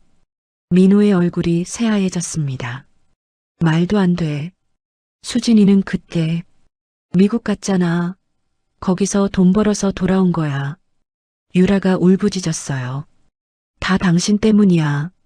당신이 그때 바람 안 폈으면 뭐 내가 꼬신 거잖아. 꼬시긴 뭘 꼬셔. 당신이 넘어온 거지. 또 싸움이 시작됐습니다. 최 여사가 테이블을 쾅 쳤어요. 그만. 지금 싸울 때야? 두 사람이 입을 다물었습니다. 지금 중요한 건 전연을 어떻게 막느냐야. 최 여사가 이를 갈았어요. 계약서 찾아봐. 어디 빈틈 없나? 민호가 계약서를 뒤졌습니다. 하지만 빈틈이 없었어요. 수진이 완벽하게 준비했거든요. 어머니, 법적으로는 방법이 없어요.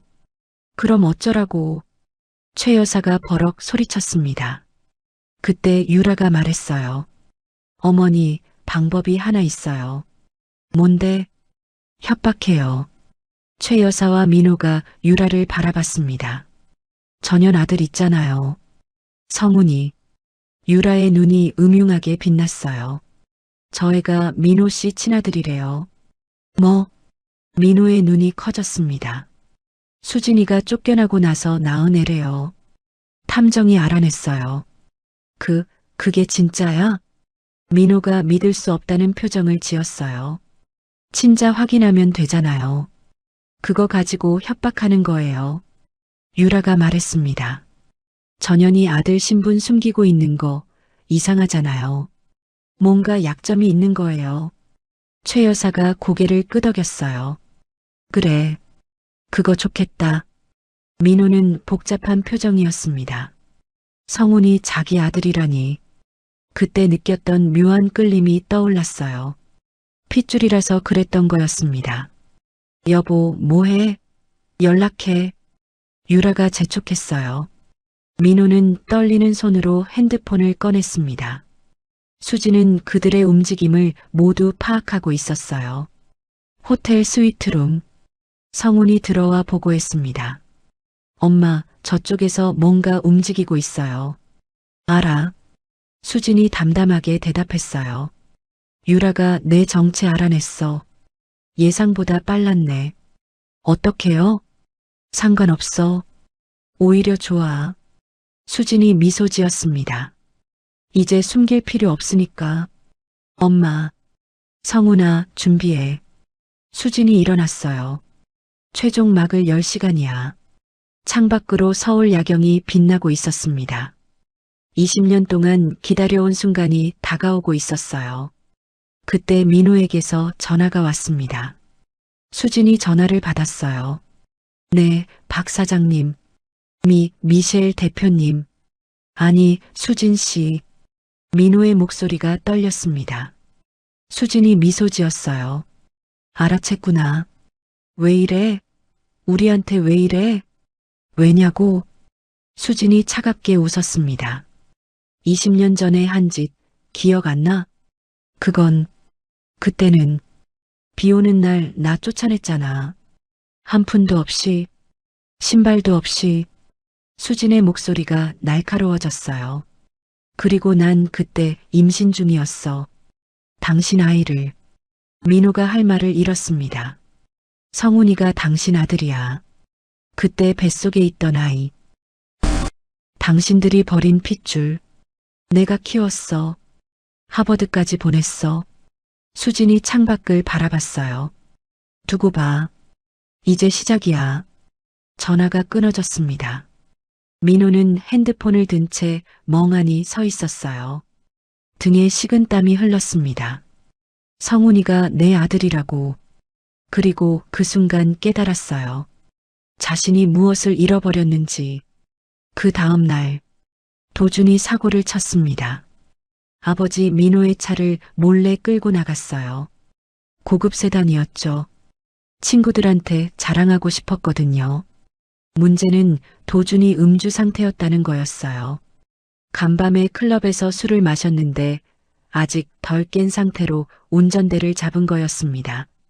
새벽 2시 강남대로를 달리던 도준의 차가 중앙선을 넘었어요. 쾅! 반대편에서 오던 트럭과 정면 충돌했습니다. 차는 완전히 찌그러졌어요. 도준은 의식을 잃은 채 피투성이가 됐습니다. 119가 출동했어요. 도주는 응급실로 실려갔습니다. 새벽 3시 최 여사 집에 전화가 왔어요. 여보세요? 박도준 씨 보호자분 되시죠? 네, 저 할머니인데요. 무슨 일이에요? 환자분이 교통사고로 응급실에 입원하셨습니다. 빨리 와주세요. 최 여사의 얼굴이 새하얘졌어요. 뭐라고요? 급히 옷을 챙겨 입고 병원으로 달려갔습니다. 민호와 유라도 함께요. 응급실에 도착하니 의사가 나와 있었어요. 보호자분이세요? 네. 우리 손자 어떻게 됐어요? 최 여사가 다급하게 물었습니다. 뇌출혈이 심합니다. 긴급 수술이 필요한데 수혈이 필요해요. 수혈이요? 네. 환자분 혈액형이 AB형인데 혈액이 부족합니다. 가족 중에 AB형 있으시면 헌혈 부탁드립니다. 민호가 앞으로 나섰어요. 저 AB형이에요. 제 피 쓰세요. 감사합니다. 이쪽으로 오시죠. 민호가 의사를 따라갔습니다. 30분 후 의사가 심각한 표정으로 돌아왔어요. 저기 문제가 생겼습니다. 문제요? 무슨 문제요? 최 여사가 불안하게 물었습니다. 박민호 씨 혈액을 검사해 봤는데요. 의사가 말을 멈췄어요. 환자분과 혈액형이 맞지 않습니다. 네, 둘 다 AB형이라면서요? 혈액형만으로는 맞는데 유전자 검사 결과가 이상합니다. 의사가 조심스럽게 말했어요. 박민호 씨와 환자분은 친자 관계가 아닙니다. 시간이 멈춘 것 같았어요. 뭐라고요? 최 여사가 믿을 수 없다는 표정을 지었습니다. 유전자 검사 결과 두 분은 부자 관계가 아니에요. 수혈은 다른 혈액으로 진행할게요. 의사가 돌아갔습니다. 최 여사와 민호는 멍하니 서 있었어요. 유라의 얼굴이 새하얘졌습니다. 끝났어. 다리에 힘이 풀렸어요. 벽에 기대야 했습니다. 유라. 민호의 목소리가 낮게 깔렸어요. 이게 무슨 소리야? 여보, 그게. 유라가 더듬거렸습니다. 도준이가 내 아들 아니라고? 20년 동안 키웠는데? 잘못됐을 수도 있어. 검사가. 유라가 발버둥 쳤어요. 검사가 잘못됐을 리가 있어? 유전자 검사인데? 민호가 버럭 소리쳤습니다. 최 여사가 유라에게 다가왔어요. 눈빛이 무서웠습니다. 유라, 똑바로 말해. 어머니. 도준이 아버지가 누구야? 그게. 유라가 눈물을 글썽였어요. 말 못해? 그럼 내가 맞춰줄까? 최 여사가 이를 갈았습니다. 넌 처음부터 남의 아이를 민호 아이라고 속였지? 우리 집안에 들어오려고? 유라가 바닥에 무릎을 꿇었어요. 어머니, 죄송해요. 저 그때 어쩔 수 없었어요. 어쩔 수 없어? 20년 동안 사기친 게 어쩔 수 없어? 최 여사가 유라의 뺨을 후려쳤습니다. 찰싹? 유라가 바닥에 쓰러졌어요. 너 인연, 우리 집안을 완전히 망쳐놨어. 최 여사가 발을 동동 굴렀습니다. 민호는 벽에 기대 서 있었어요. 눈빛이 죽어 있었습니다. 20년이었어. 20년 동안 속았어. 자기가 아버지라고 믿었던 아들이 남의 핏줄이었습니다. 그리고 진짜 자기 아들인 성훈이는 쫓아냈어요. 임신한 수진을 내보내면서 내가 뭘 한 거지. 민호는 머리를 쥐어뜯었습니다. 도준의 수술은 다행히 성공했어요. 다른 혈액으로 수혈받아서 고비는 넘겼습니다. 하지만 의식을 회복하려면 시간이 필요했죠. 문제는 도준이 아니었어요. 친자 관계가 아니라는 사실이 밝혀진 거였습니다. 최 여사는 집으로 돌아가자마자 유라를 쫓아냈어요. 당장 나가. 이 사기꾼년아. 어머니, 한 번만 봐주세요. 제발. 유라가 매달렸지만 소용없었습니다. 20년 동안 우리 집안 피 빨아먹은 년이 무슨 낯짝으로. 나가. 결국 유라는 집에서 쫓겨났어요. 20년 전 수진이 쫓겨났던 것처럼 비 오는 밤이었습니다. 유라는 대문 밖에 서서 집을 바라봤어요. 이게 뭐야? 이게 뭐냐고. 20년 전 자기가 수진에게 했던 짓이 떠올랐습니다. 그때는 승리의 기쁨에 취해 있었어요. 하지만 지금은 자기가 그 자리에 서 있었습니다. 이수진, 이것도 내 짓이야? 유라가 이를 갈았어요. 하지만 증거가 없었습니다. 수진이 직접 손을 댄 건 아무것도 없었거든요. 모든 건 유라가 스스로 자초한 거였어요. 거짓말의 대가였습니다. 며칠 후 수진에게 보고가 들어왔어요. 유라가 쫓겨났대요. 도준이 친자 아닌 게 밝혀졌고요. 성훈이 말했습니다. 수진은 창밖을 바라보며 와인을 홀짝였어요. 그래, 들었어. 이제 어떻게 할 거예요? 마지막 단계가 남았어. 수진이 돌아섰습니다. 이제 직접 얼굴을 보여줄 거야. 언제요? 내일. 주주총회 날. 수진의 눈빛이 날카로워졌어요. 20년 동안 기다렸어.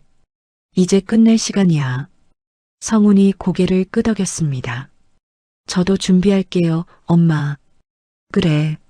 내일 내 정체도 밝힐 거야. 수진이 아들의 어깨를 잡았어요. 긴장돼? 아니요. 오히려 후련해요. 성훈이 미소 지었습니다.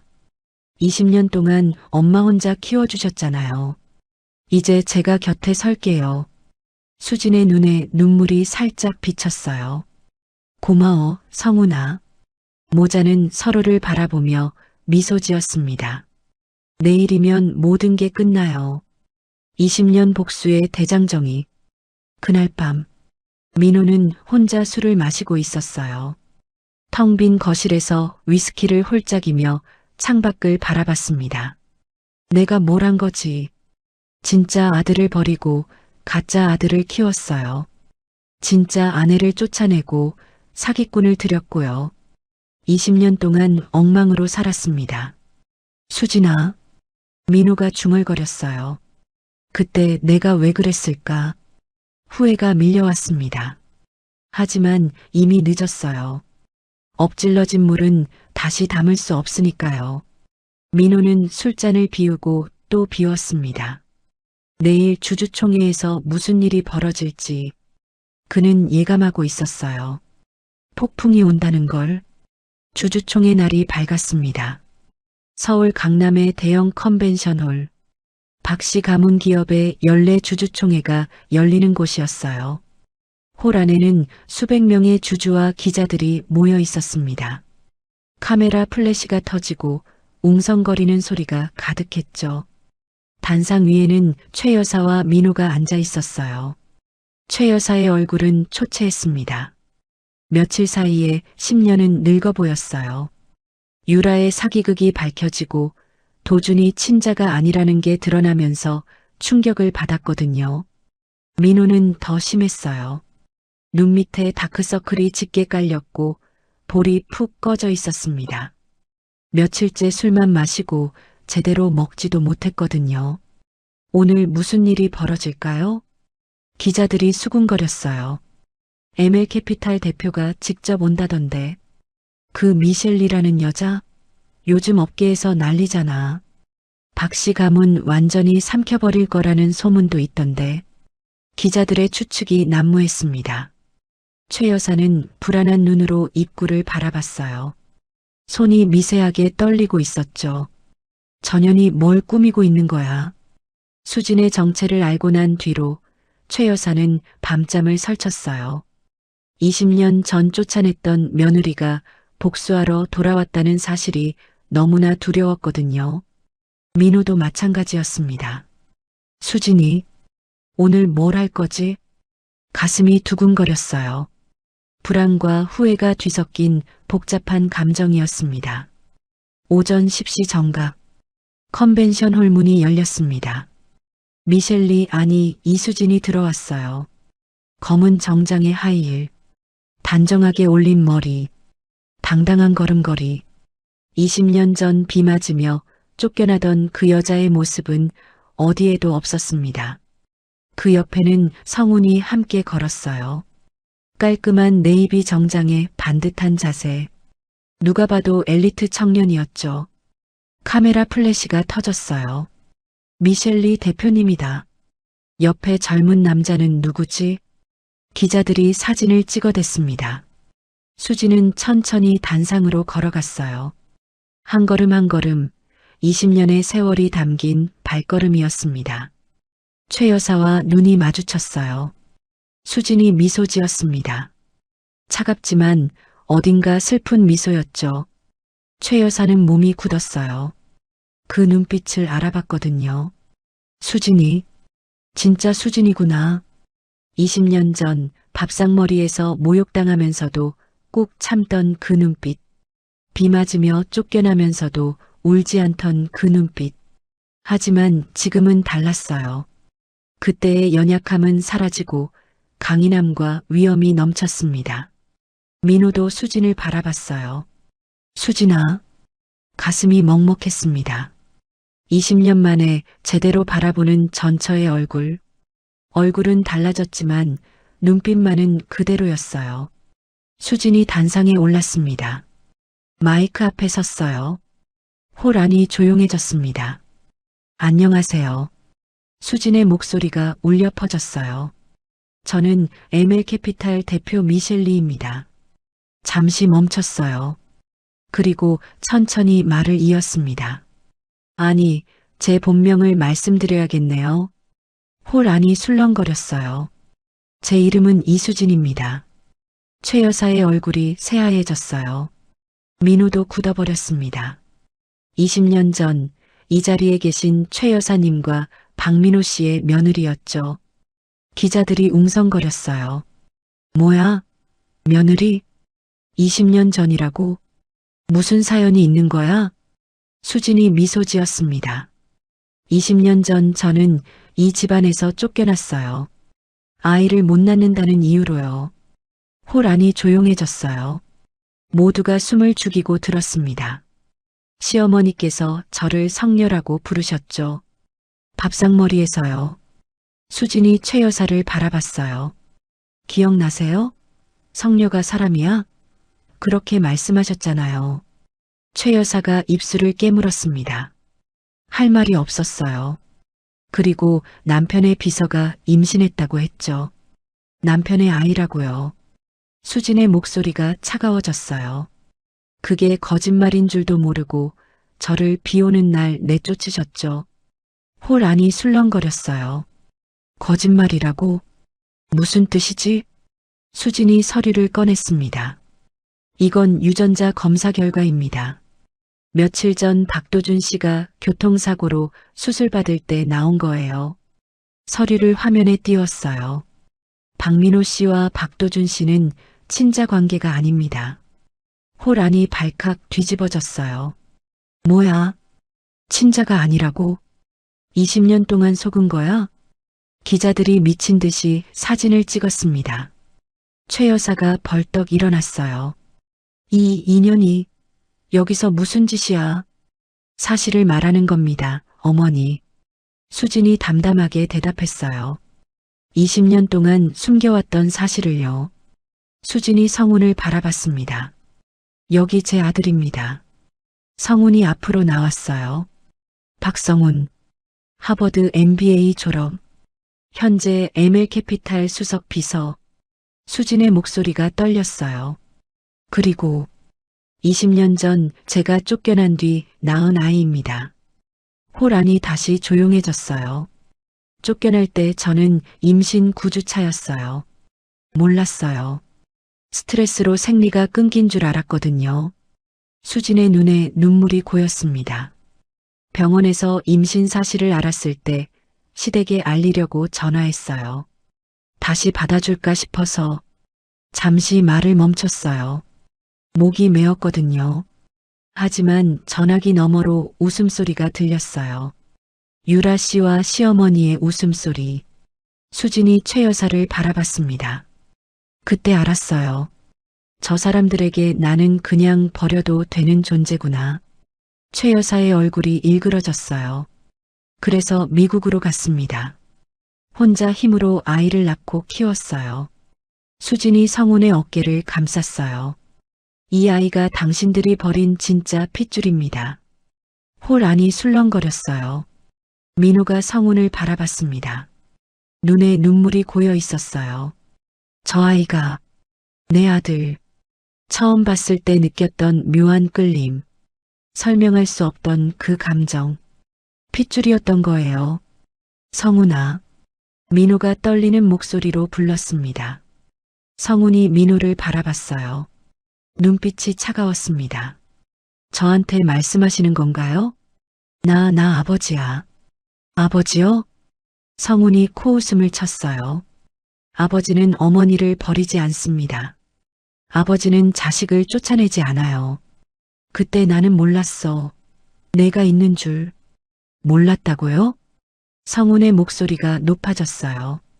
어머니가 임신했을 수도 있다는 생각은 안 하셨어요? 확인은 해보셨어요? 민호가 할 말을 잃었습니다. 아무것도 안 하셨잖아요. 그냥 다른 여자한테 넘어가서 어머니를 내쫓았잖아요. 성훈의 눈에 눈물이 글썽였어요. 저한테 아버지는 리처드 장이에요. 어머니가 힘들 때 도와주시고 저를 키워주신 분. 민호가 무릎을 꿇었습니다. 미안해. 정말 미안해. 미안하다는 말로 20년이 돌아오나요? 성훈이 차갑게 내뱉었어요. 수진이 다시 마이크 앞에 섰습니다. 오늘 발표할 게 있습니다. 서류를 꺼냈어요. 박씨 가문 기업의 경영권, 제가 인수했습니다. 홀 안이 다시 술렁거렸어요. 계약서에 따라 담보로 잡힌 성북동 본가와 강남 상가의 소유권이 저에게 넘어옵니다. 최 여사가 비명을 질렀어요. 안 돼. 그건 우리 조상 대대로 물려받은. 조상 대대로요? 수진이 미소 지었습니다. 조상들이 아시면 뭐라고 하실까요? 며느리를 내쫓고 사기꾼한테 속아서 집안을 망친 후손들을. 최 여사가 할 말을 잃었어요. 본가는 제가 허물겠습니다. 수진이 담담하게 말했어요. 그 자리에 미혼모 센터를 세울 거예요. 뭐? 저처럼 버림받은 여자들, 혼자 아이 키우는 엄마들을 위한 곳이요. 수진의 눈에 눈물이 비쳤어요. 20년 전 제가 쫓겨났을 때 갈 곳이 없었어요. 도와주는 사람도 없었고요. 잠시 말을 멈췄습니다. 그런 여자들이 다시는 저처럼 되지 않게. 그게 제가 이 집을 쓰려는 이유입니다. 홀 안이 조용해졌어요. 몇몇 사람들 눈에 눈물이 고였습니다. 최 여사가 비틀거리며 일어났어요. 이 인연아, 내가 이럴 수 있어? 이럴 수 있냐고요? 수진이 최 여사를 똑바로 바라봤습니다. 어머니가 저한테 하신 것보다 훨씬 점잖은 거예요. 뭐? 저는 어머니를 밥상머리에서 모욕하지 않았어요. 성녀라고 부르지도 않았고요. 수진의 목소리가 떨렸어요. 비 오는 날 맨발로 내쫓지도 않았어요. 한 푼도 없이. 최 여사가 뒤로 물러났습니다. 저는 그냥 제 권리를 찾은 거예요. 법적으로 정당하게. 수진이 서류를 들어보였어요. 여기 계약서 있어요. 어머니가 직접 도장 찍으셨잖아요. 최 여사가 바닥에 주저앉았어요. 아, 신음소리를 냈습니다. 민호도 무릎을 꿇은 채 울고 있었어요. 수진아, 미안해. 정말 미안해. 수진이 민호를 내려다봤습니다. 늦었어요, 민호 씨. 제발, 한 번만 기회를. 20년 전에 기회 주셨어야죠. 수진의 눈에서 눈물이 흘러내렸어요. 저 쫓겨날 때 딱 한마디만 해주셨으면 됐어요. 까지 말하고. 민호가 고개를 숙였습니다. 하지만 아무 말도 안 하셨잖아요. 눈도 안 마주치셨잖아요. 수진이 돌아섰어요. 이제 끝이에요. 다 끝났어요. 수진이 성훈과 함께 단상을 내려왔습니다. 기자들이 몰려들었어요. 대표님, 인터뷰 좀. 20년 만에 복수, 기분이 어떠세요? 수진이 잠시 멈춰섰어요. 복수요? 기자의 질문에 고개를 저었습니다. 복수가 아니에요. 그럼 뭔가요? 정리요. 수진이 미소 지었어요. 20년 동안 묵혀뒀던 감정을 정리한 거예요. 후회는 없으세요? 없어요. 수진이 성훈을 바라봤습니다. 저한텐 아들이 있어요. 훌륭하게 자란 아들이. 성훈이 어머니의 손을 잡았어요. 그거면 충분해요. 수진이 컨벤션홀을 빠져나왔습니다. 밖에는 햇살이 따사롭게 비추고 있었어요. 20년 만에 느끼는 해방감이었습니다. 6개월 후, 성북동 본가 자리에 새 건물이 들어섰어요. 이수진 미혼모 센터. 현판이 햇살에 반짝였습니다. 개관식 날 수진은 센터 앞에 섰어요. 성훈이 옆에 함께했습니다. 엄마, 드디어 완성됐네요. 그래. 수진이 센터를 바라보며 미소 지었어요. 여기서 많은 여자들이 새 출발을 하게 될 거야. 엄마처럼요. 그래. 나처럼. 수진의 눈에 눈물이 고였습니다. 20년 전 내가 가장 힘들 때 아무도 없었어. 갈 곳도 의지할 곳도. 잠시 말을 멈췄어요. 하지만 이제는 달라. 여기 오면 도움받을 수 있어. 성훈이 어머니의 손을 잡았어요. 엄마, 자랑스러워요. 고마워, 성훈아. 수진이 아들을 바라봤습니다. 내가 있어서 버틸 수 있었어. 20년 동안. 저도요, 엄마. 엄마가 있어서 여기까지 왔어요. 모자는 서로를 안았어요. 따뜻한 햇살이 두 사람을 감싸 안았습니다. 어디선가 바람이 불어왔어요. 수지는 하늘을 올려다봤습니다. 리처드, 고마워요. 당신이 있어서 여기까지 올 수 있었어요. 하늘에서 남편이 웃고 있는 것 같았어요. 수진이 미소 지었습니다. 이제 진짜 행복해질게요. 새들이 파란 하늘을 가로질러 날아갔어요. 새로운 시작이었습니다.